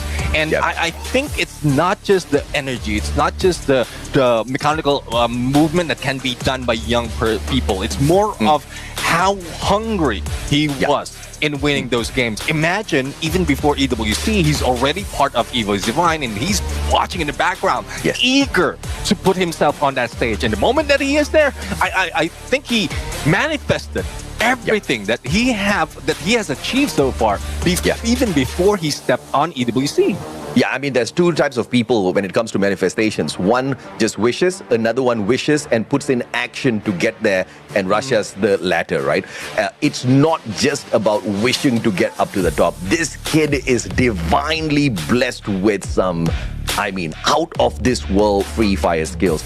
At EWC, if Russia was not there, I do not think they would have become champions, because he was the savior of the squad. Round after rounds, they could have gotten annihilated so early. He kept them alive. He kept them still collecting those points, because there's a big probability that the other teams would catch up, activate Champion Rush, and then sneak it away from EVOS. So they still had to play the game of points by the end of the day. And Russia was the integral piece in that puzzle to keep them still in the competition. And of course, at the end of the day, they still managed to win the whole thing. But yeah, I agree with you. Without him, it would be a little bit difficult for EVOS to dominate overall. Yeah, definitely. Well, let's see now. More of Russia and EVOS Divine later on. Right now, we're heading in onto our next map. It is Purgatory. And, let's see if neither heaven nor hell will be able to save teams right now, especially for those who have been stuck in the bottom after those early engagement fails. Absolutely, man. Purgatory time. And like you say, usually neither heaven nor hell, but they're about to get dodged for sure if they get into yet another sticky situation. Those hot drops are unforgiving. And I want to see if or not Red Hawks will make a little bit of an adjustment in terms of how they drop into the map. Maybe avoiding those central areas, picking a little bit of the edges, and Moat House is a perfect option for them. Usually teams do avoid the location of Moat House. It doesn't really serve up the best of defenses. There's just too many, entry points into that area with those zip lines. But they will be sharing a quite close proximity with WAG, which is quite worrying. Yeah, let's see though of how fast they can move, because looking at the area it's quite clear, but at this point in Brasilia, R7 will not be in the clear once again. This time they will be dealing with PE Sports, but not quite sure if they have the weaponry to do so for the position, be able to beat them down. But speaking of beating them down, Purem United beating down GOW2, or one elimination already done, but Dion will be brought back up. Yeah, too easy on those revivals so early in the game, as long as you've got a vending machine somewhere around you. But of course, it's a little bit more heated here. Dinoculus used early on. They do spot out that there's still a lot of heat around the area, but it'll take a pause on the fight between Movistar and PE Sports. Checking out Buriram United Esports, a little split up on the battlefield as of this point of time, but nothing for them to be concerned about, as Nero finds hacks with the Vector, gets those connections on.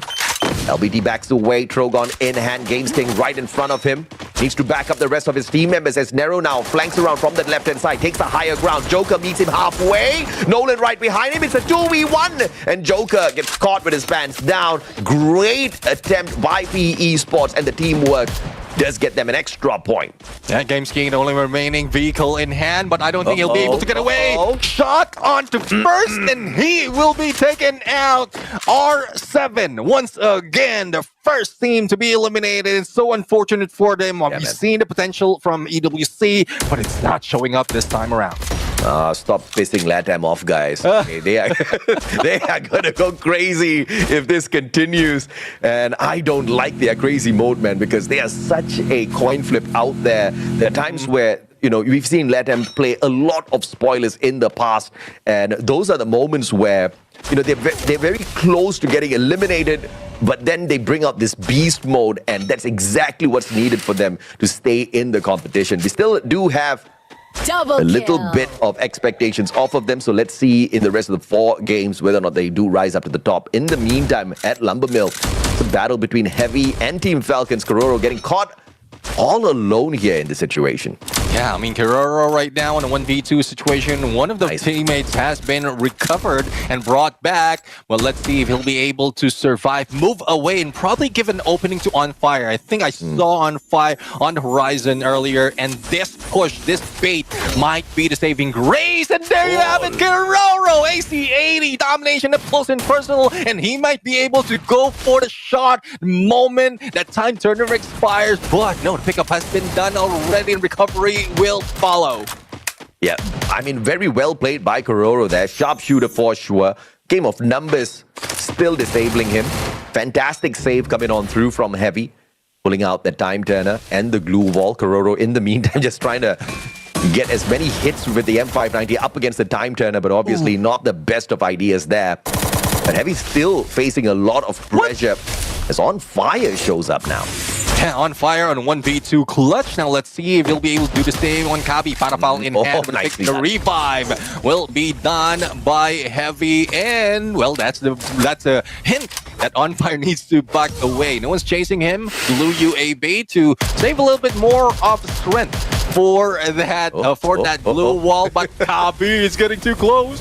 Uh-oh, this is a big fight. Fluxo up against Buriram. Look at Bobs. He's got the grenade launcher. Can he make good use of it? Wasana M590 goes in for the first rush. Pushes in with the beautiful play on the shotgun. Pushes him right out of the situation. But Get High does manage to clip him. He's got the Mag 7 on him still. Unbelievable early shutdown. Fluxo, the #1 team off of game 1, has gotten eliminated so early by none other than Buriram. And this is what I'm talking about. You did mention earlier that Buriram United all hate all those talk against them is beating them up. Well, denied of that booyah. Now they want some payback. But seems like Team Falcons will not be paying back Heavy at this point. There's still a loss, only one remaining. And it seems like Heavy has just hunted each and every one from the players of Falcons. Yeah, absolutely, man. And of course, the Mag 7 kind of getting the job done there. But it was a beautiful rotation in by Buriram. I think there was just too many seconds of second guessing on the side of Fluxo. They should have definitely used the grenade launcher. The M79 in hand would have, if not stopped, it would have slowed down Buriram and they could have protected themselves a little bit better. But of course, mistakes are meant to be made early in the knockout stage so that the teams are able to clean up whatever mess that they still have in terms of their rotations as well as their strategy before we get into the grand finals. We've got a total of 36 games, out of which each squad will have to play 24. So 24 games to qualify in the top 12. I think it's more than sufficient. Mistake in one of the 24, nothing much to worry about. Yeah, I mean, on day one and game, the first half of the day, I guess. But if you lose out on all the games... Why you cursing them, man? Bro, I mean, I just want to throw some truth in the battlefield because we've seen that so many times. Yes, there is some hope, but the moment that they get cursed, and I'm not talking about us cursing them cursing themselves because of all the failures that's not being corrected. But speaking of that, Barros right now taking down Kiroro, and we've seen that earlier, that Team Falcons is already lost. It seems like it's still, the curse is still following them. Yeah, speaking of curse, Valiant dash in, breaking down 2 glue walls and an easy elimination, but On Fire, still on fire, bringing back his team members one after the other. And now the standoff between PE Sports and Team Solid. Waka up on the roof, looking for a little bit of information, but PE does not want to stay and play. Abandoning the vending machine, looking for a rotation towards the left. But there's a big probability here that WAG comes swinging by. This is trouble time for Vietnam. WAG versus PE Sport with a little bit of interference out of Team Solid could just be a possibility. Yeah, let's see. I mean, the noise vehicle might pull in PE Sports or probably have them on their toes. The same goes for Team Solid. But as you can see the map or the minimap, they are getting close, a little too close for comfort into PE Sports. The same goes for Red Hawks. Hopefully, Red Hawks hang back a little bit because they don't want to be part of this if they want to survive longer unless they have the firepower to do so. But speaking of firepower, like Falcon is feeling all those firepower from the beginning of the game up until now. They're still in trouble. Yeah, he's got the super med on him though, on fire. Grenade. Okay, it's just a glue wall melter. Nothing much to worry about for now, but you gotta admire how Team Falcons has managed to quickly recover their squad. Everybody's got a little bit on them, but not much of cash because multiple revivals have been pulled so far. AG Global kind of putting themselves in a disadvantage by splitting up here. Limit has to take advantage, but Dew is still alive and kicking. Has got the VSK in hand alongside the Car 98. Deep Freeze will not find anyone. Kororo down to half his health, but has got the time turner to protect himself. A double glue wall pulled up as well. Riptide Rhythm courtesy of Limit goes in for the shot. Still not finding any connections onto Team SR. They do have the electrotherapy, but Kororo straight into the fight in a 1v2. Those glue walls get erected. Kororo not giving up with the Max 7, has the confidence and the rate of fire. Damage is there as well. Breaking down all the defenses is Pina. Valiant Dash takes out those glue walls, but it's all alone. Surviving against two players, and Dew takes the fight straight up against Pina. Survives that. Can he come in clutch? Glue wall erected. Dew back up on his feet. Pina with the Bison, but can't seem to find the access. Puts Dew down once again. But the valiant effort taken out by a double revolver of all things. AG Global smashes Falcons. I was counting how many knockdowns Kororo has in that play, and seems like that was 5, but unfortunately, there's still Team SR that he didn't touch. And that's another unfortunate play coming from Team Falcons, and AG Global will push through. But will they be able to make the time? We're already close to the 10-minute mark, and it seems like a lot of real stakes are already being taken by the team. And as you look at this view, there's no more that the agent will be able to sell. Whether the land, whether the house, everything is booked. My goodness me, that battle between AG and Falcons, it was just too hot. And of all weapons, the M1917 coming in clutch at the very end. Imagine having to pull out your secondary, but it was just big brain stuff, right? You run out of bullets, you still need to stay in the fight instead of just running away, reloading. You pull out your secondary. I think the presence of mind there was just supreme on the side of AG Global to manage that situation. They've also gotten a double revival now, so we do expect them back in the fight in a little bit. Heavy, on the other hand, circling in, looking for the zone. But they will have to be careful here because out in the open, if they do get caught by some long-range shots, they'll have to use up a lot of those precious glue walls early. Yeah, let's see though if they'll be able to use that. But look at Bremen United. They're not rushing, crossing to the river. They do have launch pad, but where will they land? I think the ridge would be a best option for them. I think that's what they're going to take. But Heavy has spotted them, and shots by Kabi. I think it missed a little bit, but I think with the information that is gathered by Heavy, they might be backing away, taking a few more cover before they go for the fight. But that was a very good jump pad usage here by Buriram. Granted, we've updated the game. You get to be much more accurate now with your jump pad location and repositioning. But Buriram made the right choice, and that's the biggest factor. Heavy could not take full advantage of it. Clearly, not all of their players playing on the marksmen and the snipers. So, and of all teams, Heavy would not want to make that mistake of engaging early when the lobby still has got 9 squads available as we approach our 12-minute mark.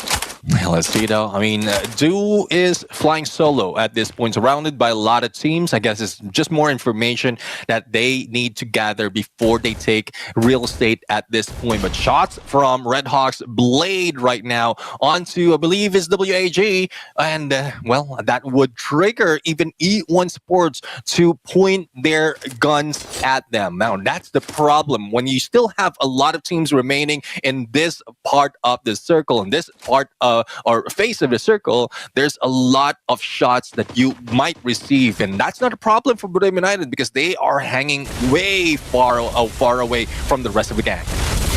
Flame zone time once again. Riptide Rhythm breaking down. A couple of glue walls up on the roof, but nobody home. GOW though, looking for one. Getting out of bed, so nothing much from that situation. GOW on a little bit of a rotation route to the right-hand side, looking for a good flank. But overall, they've got a very decent spot in this next circle.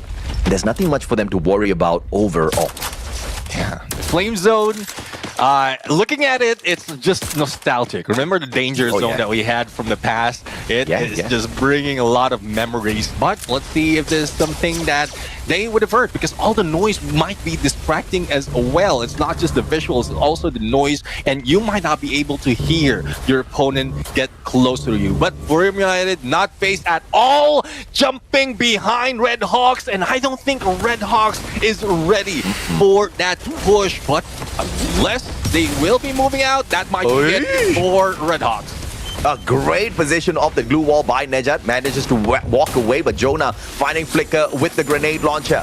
Blade on for the save. Nejat dropping by as well. Kutush has to use the medkit. Can't get into a fight just yet. And Wasana takes advantage by shooting from the very corner of the window. Hops on in. M590. The trade out is there as Flicker finds Wasana, but Jonah does the rest of the damage from outside. Buriram overall getting capped.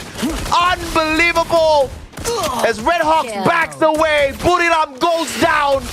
And all of the Bangladeshi fans will say that's what you get when you mess with Red Hawks, but they only have Blade. 3 eliminations in hand. This has to be the end for Red Hawks. Yeah, I mean, Nero did take him down, but valiant effort from the Red Hawks. Now, a little bit scramble coming from Heavy as well as PE Sports. Both of them move away from the compound, and a little bit of throw of utilities, and PE Sports is feeling it. But Heavy needs to move despite of the glue UAV. There's not so much of help, and Steffi has been triggered. Don't cry, already to rush. And a takedown by Nero once again with M79. Yeah, Nero just took himself out of the equation there, unfortunately as well, right after the initial connection. And that puts PE in a little bit of a pickle. But thankfully, the final player up on his feet manages to get the final elimination and potentially a save here as well. Lao Ho taken out, so Pao gets that point for the squad. PE Sport will not be able to walk away with the booyah on this game. But of course, valiant effort to make it all the way in here. Once again, we've got an equal fight between the West and the East as far as squads are concerned. But when you look at the numbers on those squads, the East has no chance of picking up a booyah here. It's going to be a back-to-back Western gameplay, Western dominance by the start or by the end of this game too, I have to say. Yeah, Team Solid looking so solid right now, though. They lost Nyx. They still have the numbers advantage against E1 and AG, but a shift of the zone might throw them off. And Pao was already taken down 21 blue walls, and there's still a good chance that they will be able to continue this on unless AG Global 2 can heal up, can survive, and get away from those that carnage and take down a few players of Team Solid. But he needs that distance. He needs his long-range weapon. That is what he is best for. Yeah, and now Diu just needs to play a couple of extra seconds here. Best case scenario, he out-survives one of the 2 squads out there that he's going up against. But Trap quickly repositioning. This is trouble time for Diu. Trap will be able to quickly take him out of the equation with this position that he holds on to now. But Diu moves in a little bit deeper. Potential to spot out Pao. Diu out, has the mini Uzi in hand, gets into the car instead. But spray down, not there. Diu Liver of Hell still tries to get away, but Trap with the grenade launcher will take him out, and it is Team Solid picking up the second booyah here on day 1 for the West. And for the time being, the East is able to smile, but it is the West laughing all the way to the bank, at least a little closer. Well, Brazil represent. First off was Fluxo, then it was Team Solid. And even E1 Sports survived a little bit longer, so it seems like they will be taking the top board once again. The booyah being grabbed by Brazil.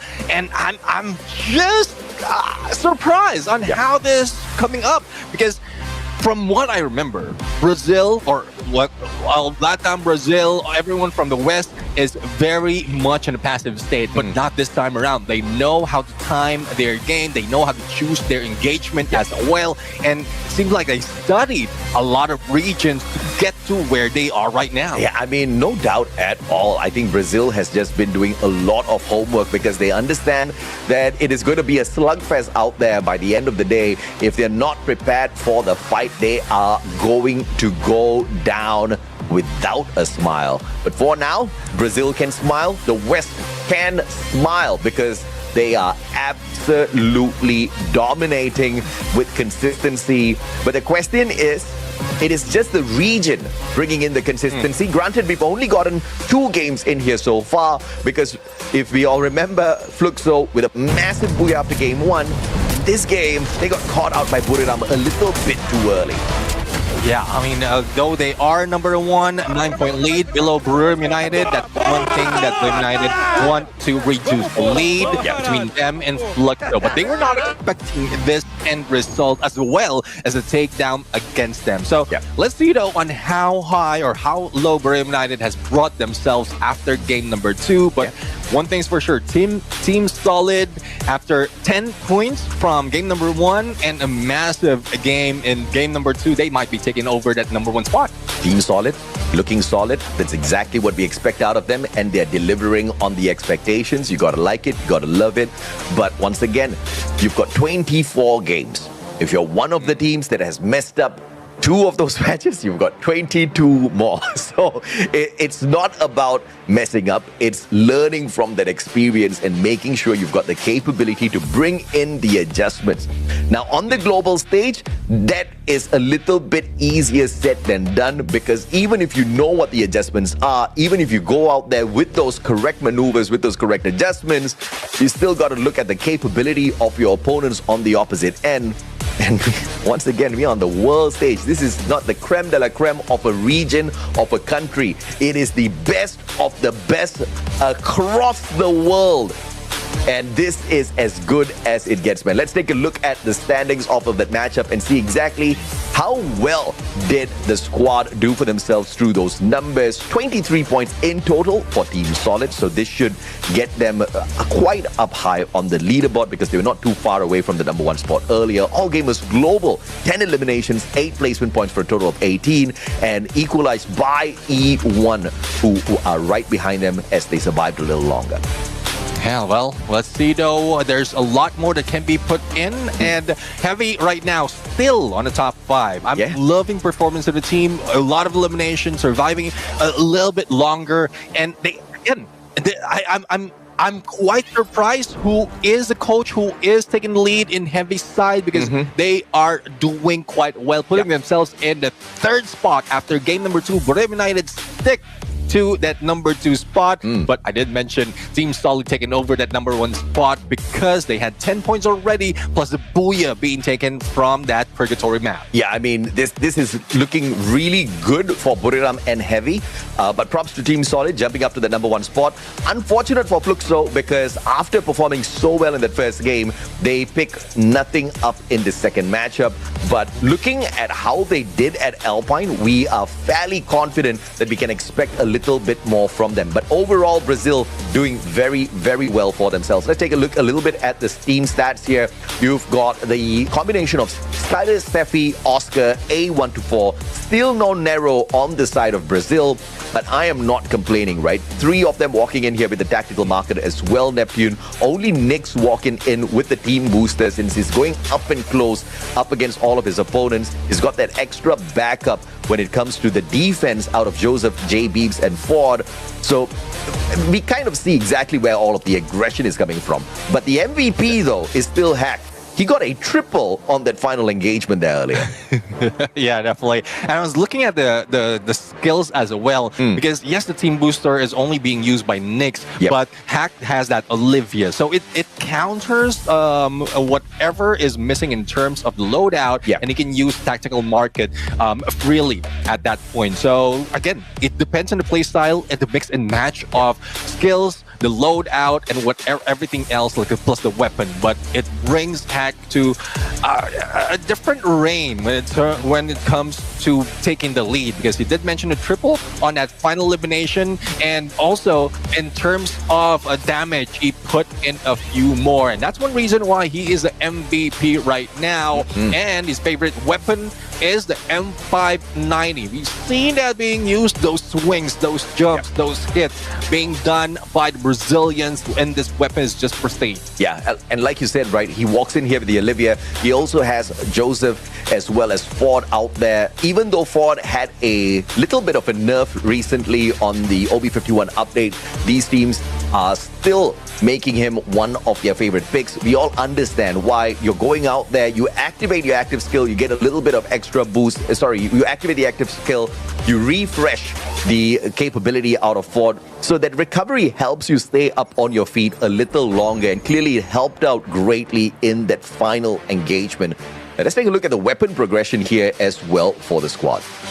Yeah, I mean, as we look in what weapons has been used in Circle 3, we've seen a VSK as well as AC-80. So at this point, you still have distance from the rest of the team. And then as they move into Circle 5, Nyx has switched from the AC-80 to M590, anticipating that close-range encounter would happen. And it's stuck until Circle 6. But Trap right now, using that M79, I'm loving this. We've seen that in the first game up until now, that it can still bring on a lot of damage, especially for teams who's not using that Steffi. So you can take advantage of that if you don't see that gold circle around it. But if it's not available, or if that shows up, then you need to switch weapon. Yeah, absolutely, man. I think, some of the teams have been very proficient on the M79, especially on the global finals. You're going to be expecting a lot of these grenade launches, and both Trap as well as Hack did very, very well in that final circle with these close range weapons, right? You've got the M79 to get an area of,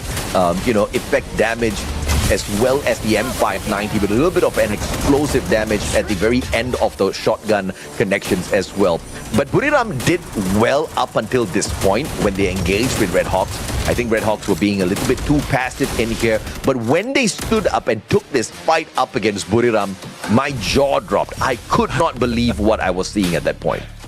Again, from the moment I saw Red Hawks, it seems like the movement is emulated from those like Buriram United in Southeast Asia. So I know that they can move in close quarter. Plus, the update gives you more chances of surviving. The glue UAV, most instance, with the glue UAV out of the picture, those glue walls could have fallen already, and Red Hawks could have been taken out. But probably that is what threw Buriram United off their game for that final moment, giving advantage to Blade to survive even longer. Yeah, absolutely. E1 did do very well this time around. Both E1 as well as Team Solid in that final circle, kind of making Brazil very, very proud once again, because Brazil's literally carrying the West in this lobby. We all saw what happened to Movistar R7 in the past two matches. They've only managed to pick up 1 point in total, not even 1 point in each match. So Movistar R7 not having a good day at all. It could be the spicy food in Jakarta, or it could just be the first day jitters. We all understand exactly how it is.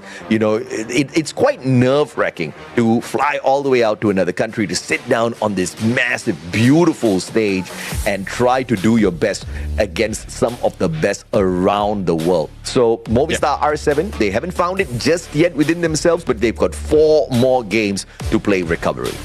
Yeah, I guess it's the mindset as well that needs to be changed for the side of Movistar R7. If you remember, from the beginning of the game, they are targeting Buriram United, and they did. They managed to at least get knockdowns, and they got eliminated. And I think they're just trying to do the same catch-up with the points instead of just slowing down. And that's one thing that they need to change.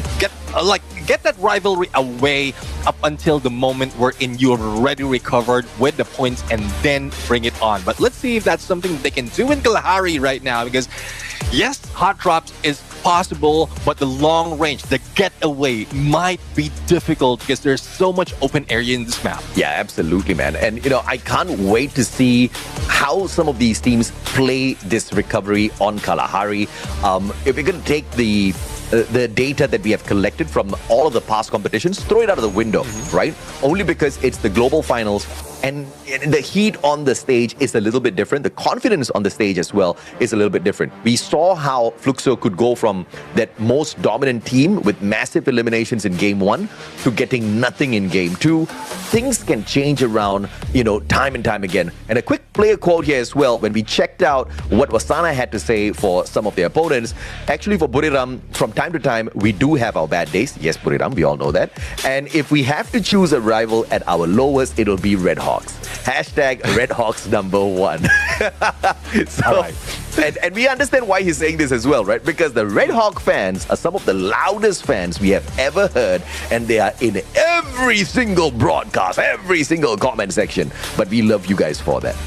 Yeah, definitely. I mean, Red Hawks #1 coming from Buriram United, and that was a double-edged sword coming from Wasana at that point. But hopefully, for those who understood, then you will be getting the picture of what Wasana meant. But for Red Hawks, there's a lot of fans out there really looking forward for them to perform. It's just up to the team. Hopefully, the pressure as well as a little bit of failure that has happened from the past would make them a little bit more hype at this point, because they did move up a little bit after game number 2, and if that progression continues, they might be in the top 4, if not top 5, by the end of the day, unless everyone else follows through. Yeah, no doubt at all. I'm still waiting for Red Hawks to climb the leaderboard. And by the way, a quick shout out to Bangladesh, Ami Tomake Balobasi.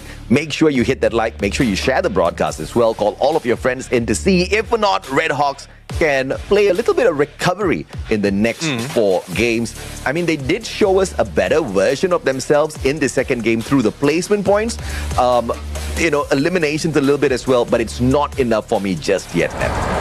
Yeah, let's see though if that's something that they can change at this point, because we are getting into the heated map of Kalahari, where high ground is important. A long range is even more cautious that need to be taken by the team. But it's more of the drop spot as well. It needs to be considered by everyone at this point. Whether the flight path is fair or offset, they would need to be on their toes, whether they're dropping in on refinery or into the edges of that map. That would be the priority would be on survivability. And of course, the players all gearing up for this Kalahari drop. Question is, do we see some hot drops? Because when we were looking at the scripts for these teams preparing for the grand finals, quite a number of times Red Hawks as well as Buriram shared the same drop spot. But thank goodness we had those scripts, because it doesn't seem to be happening anymore. I think Red Hawks were like, okay guys, you know what? Let's just respect the Thai Giants and move away. And I think that's faring them quite well so far. Yeah, there will be a time. There will be a time that they can challenge them the moment that they get a groove on their rotation as well as the opponent's rotation as well. But Trap and Tikui on the standoff. Explore might be able to go for a surprise, but Nyx will be waiting. So I love this patience, the patient gameplay. Time turner a little bit too early, and Tikui receiving a little bit of shots, but not so much of damage though. And again, your weapon as well as your armor is not that high just yet in this first half. Even the backup without its X4 is in trouble. So Team Solid might be winning this time around. Wow, beautiful backup by Tikui, but he asked for trouble and he received it. Nyx turned around, headshot straight up with that AC-80, and now Nyx has the opportunity to once again focus on X-Ball, but Nyx is not the only one X-Ball has to worry about here. A 2v1 situation, and Nyx should be able to take the final engagement, but X-Ball, unbelievable AUG counter, gets the knockdown. And we also have a little bit of a spot here on Red Hawks, having a little heat out there. Riptide Rhythm breaking down the defenses. X-Ball shut down by Hack, who appeared at the nick of time. VSS straight to the head to take the sniper out. Yeah, nick of time, pun intended, I suppose. Hacks right now, taking down Kutush. But the rest of Red Hawks is nowhere to be found. Well, Blade is up top.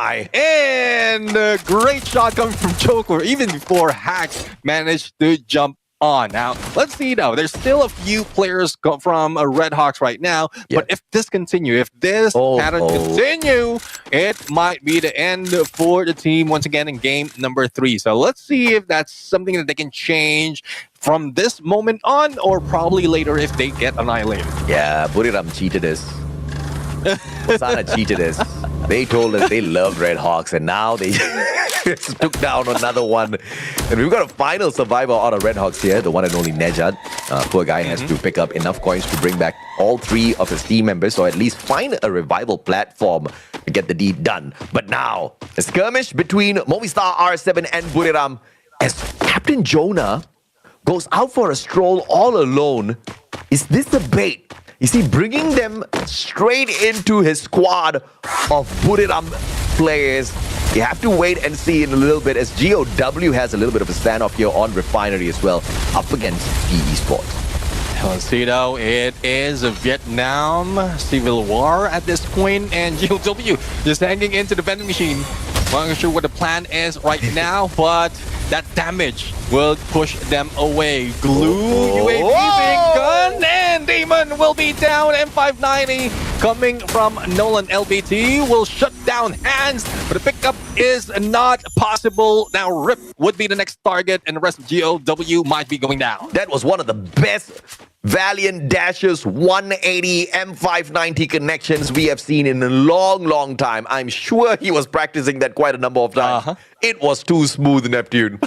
And RIP says RIP to myself as he gets taken out of the equation as well. But GOW still standing. One more survivor. Deanne all alone as he tries to look for a vending machine. Limit finding Kabi. Falcons up against Team Heavy now. That's not going to be too good for the squad, but as they close in on him to eliminate the player from the lobby, the rest of the Heavy players will be able to spot that out and back away.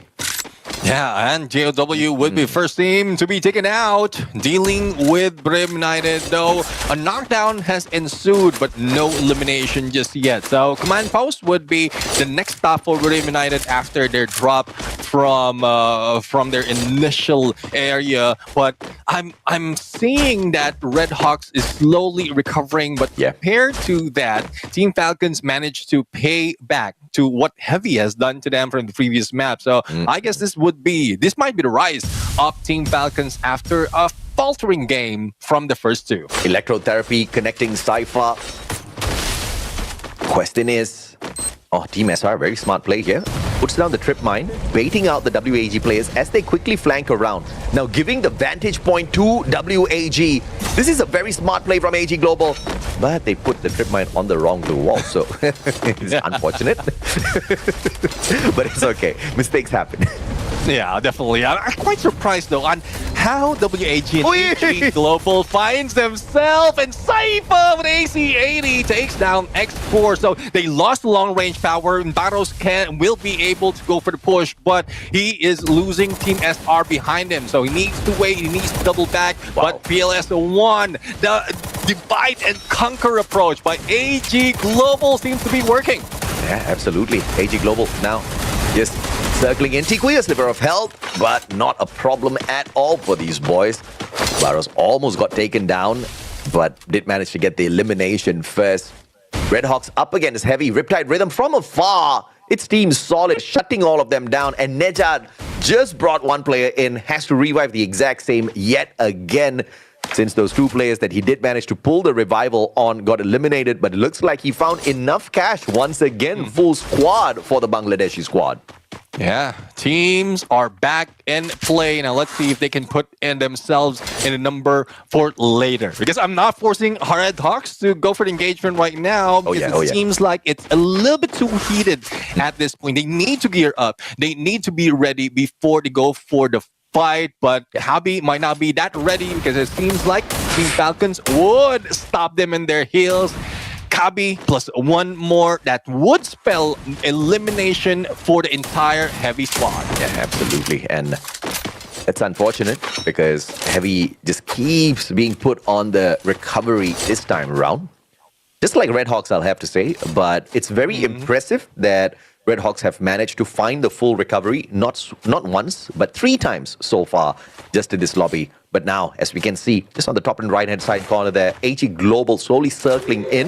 Nejad has been using that compound to play the revivals, but if he gets caught out, this is going to be a little bit troublesome for the rest of the Red Hawks squad.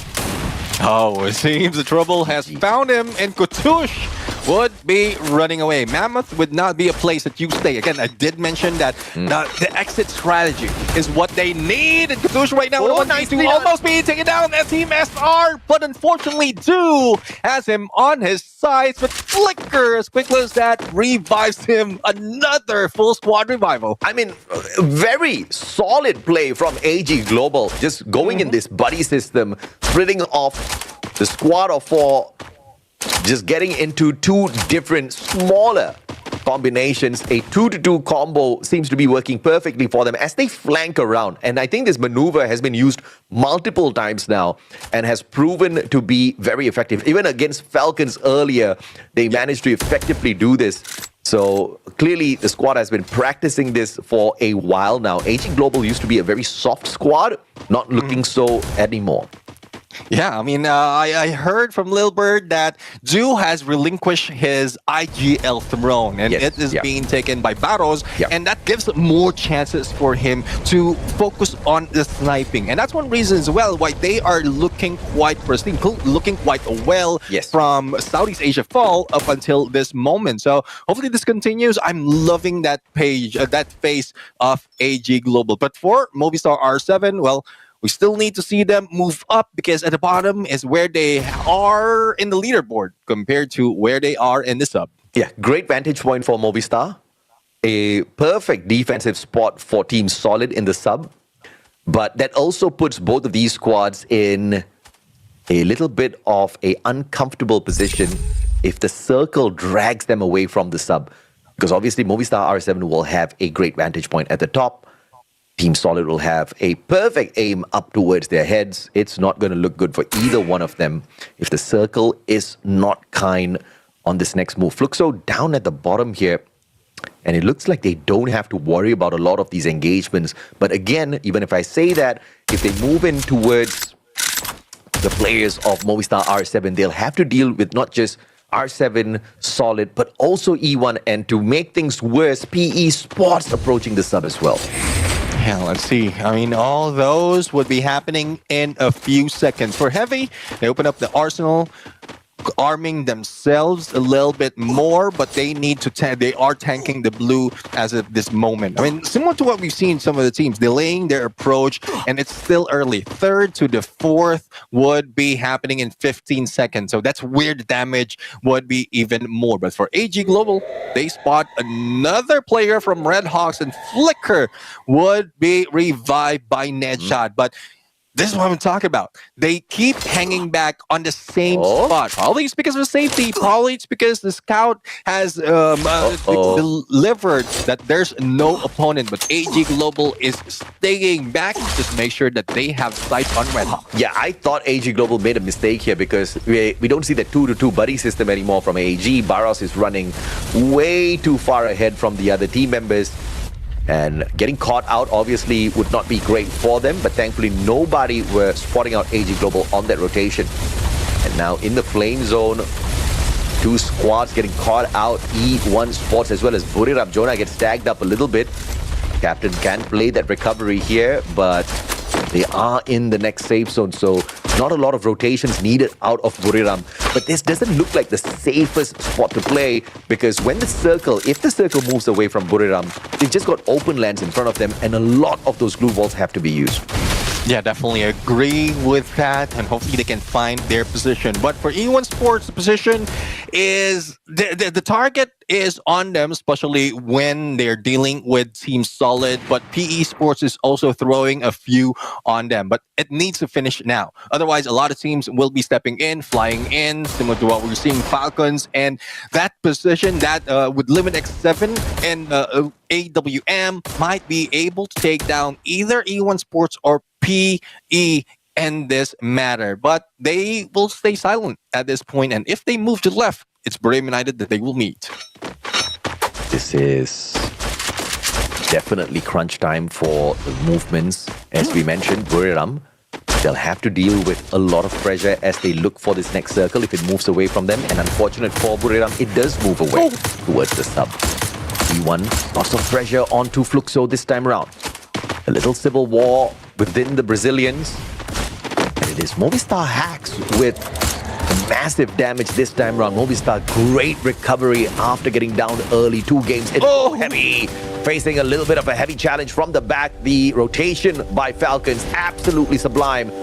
Snuffing out 2 of their players, and Don't Cry, about to cry as he drives Mufasa away.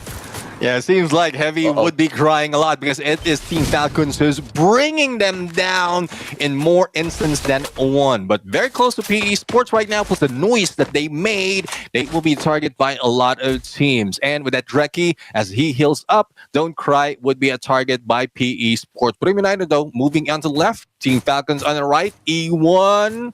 Well, they are focused on the long range, but I don't think they've spotted Brim just yet. Unless shots will be made, they will be able to squeeze themselves in.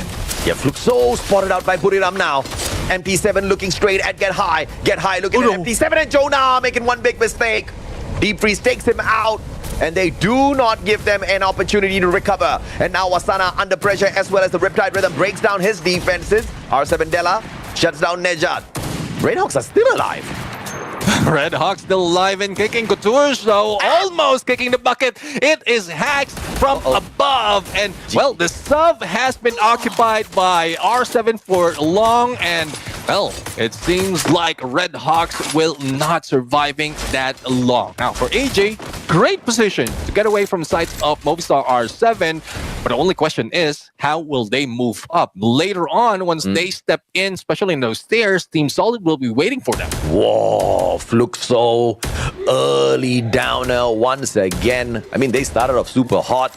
This could be a plan. Maybe they want to show others that they are maybe not the most fearsome team this time around, until the grand finals, of course. E1 loses their double barricade with those glue walls thanks to a Riptide Rhythm, courtesy of Mr. Joker, who saves another Riptide Rhythm off of his Skylar that has not gone into a cooldown just yet. Will be able to use it once again from this vantage point on top of the sub, but they'll have to move towards the opposite end of the sub now, using up their glue walls as well. Falcons rotating down from that lower ground to potentially encounter Buriram, who meet a double nader out of the M79 courtesy of Vitin. E1 Sports shuts down Buriram. Vitin XP with a double. Now let's see if they can recover and deal with both Heavy as well as Team Falcons. And including the mix would be PE Sports, a little bit of glue wall melter and glue UAV as well to protect themselves. But Mufasa would be in trouble in a moment. Riptide Rhythm, but still managed to get away. Unfortunately for Lion, he has been knocked down and there's little to no chance for him to be picked up. Yeah, this is crazy. E1 about to get down and shut out of the lobby. And that's exactly what happens as Falcons picks up the title of Elimination Leader.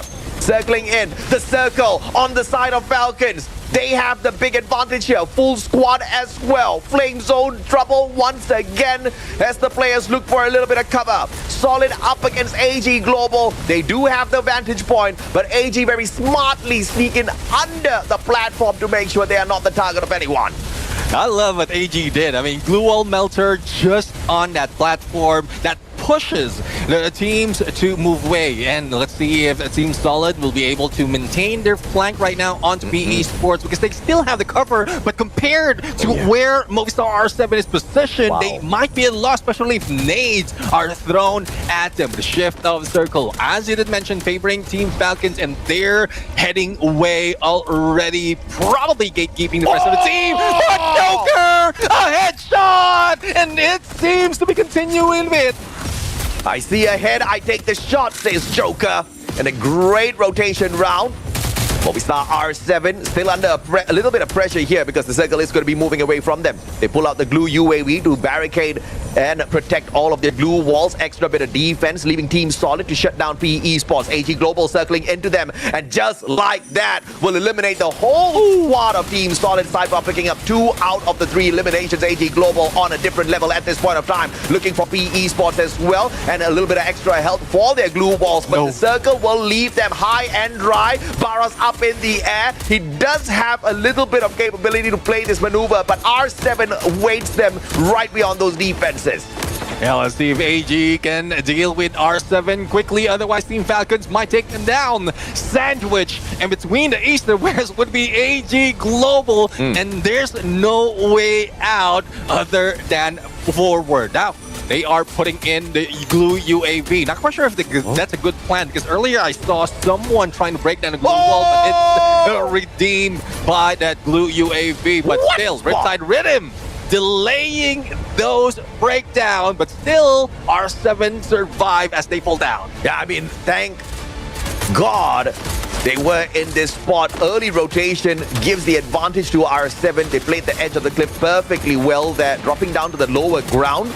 But now making their way back up to the top is going to be a little bit of challenge. But Falcons will have to deal with AG Global first. So this is a big advantage to R7. Could we see the West pick up a back-to-back-to-back booyah here? The first 3 games all for the West. There's no better way to start off this grand finals. AG Global now, this time, get a little bit of a peek at the Falcons players. But how many more glue walls do they have? R7 finally shows up into the fight, and Falcons rotating over towards the left-hand side. AG Global should be able to aim down at them, but R7 helps out Falcons to take down AG Global. Yeah, it seems like in a bit we'll see R7 going against Team Falcons. It's a 4v4 situation, but the favor is still on Team Falcons. Hacks right now, M590, but misses that shot, will be taken down. And Team Falcons would be flying high. Della will be on the ground. Booyah will be taken by the Southeast Asian champion.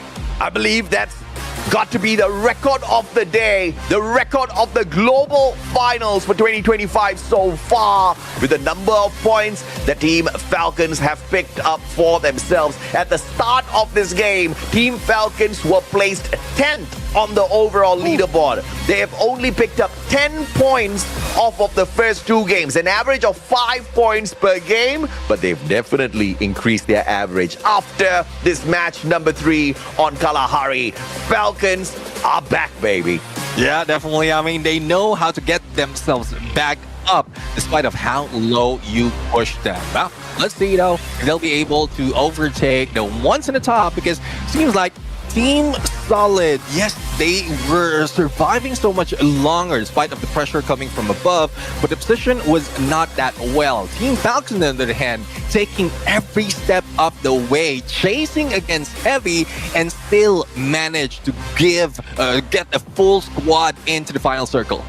Yeah, absolutely. And of course, valiant effort from AG Global overall, but it just wasn't their day, wasn't their game specifically, I have to say, as Falcons just had the better spot. And when Falcons tried to rotate away, Movistar R7 started rotating at the same time. That was just a little bit too much of pressure for AG Global to deal with. And to make things worse, instead of AG Global and Falcons focus fire onto the players of Movistar R7, it actually turned on them, and the attention paid to AG Global early by the 2 squads was just absolutely disastrous for them. But of course, Falcons picking off a lot of those eliminations, sneaking those points to themselves. Yeah, definitely. I mean, that's what they need right now. And we know how it is. Despite of being down in the early parts of the game, they just know how to switch it up. And that's one thing that we ask, like most instances, for the teams that are failing in the first few matches, especially in the knockout stage. And we did mention about like learning from those mistakes, and hopefully a third game, if you still make the same mistake, I don't know what else to say. Well, it is what it is, man. This is the global finals. This is the place where teams make right decisions and teams unfortunately make the wrong decisions. And like we said, even if you do have the right decision in your head, executing out there on the lobby, on the global finals is just not an easy task at all.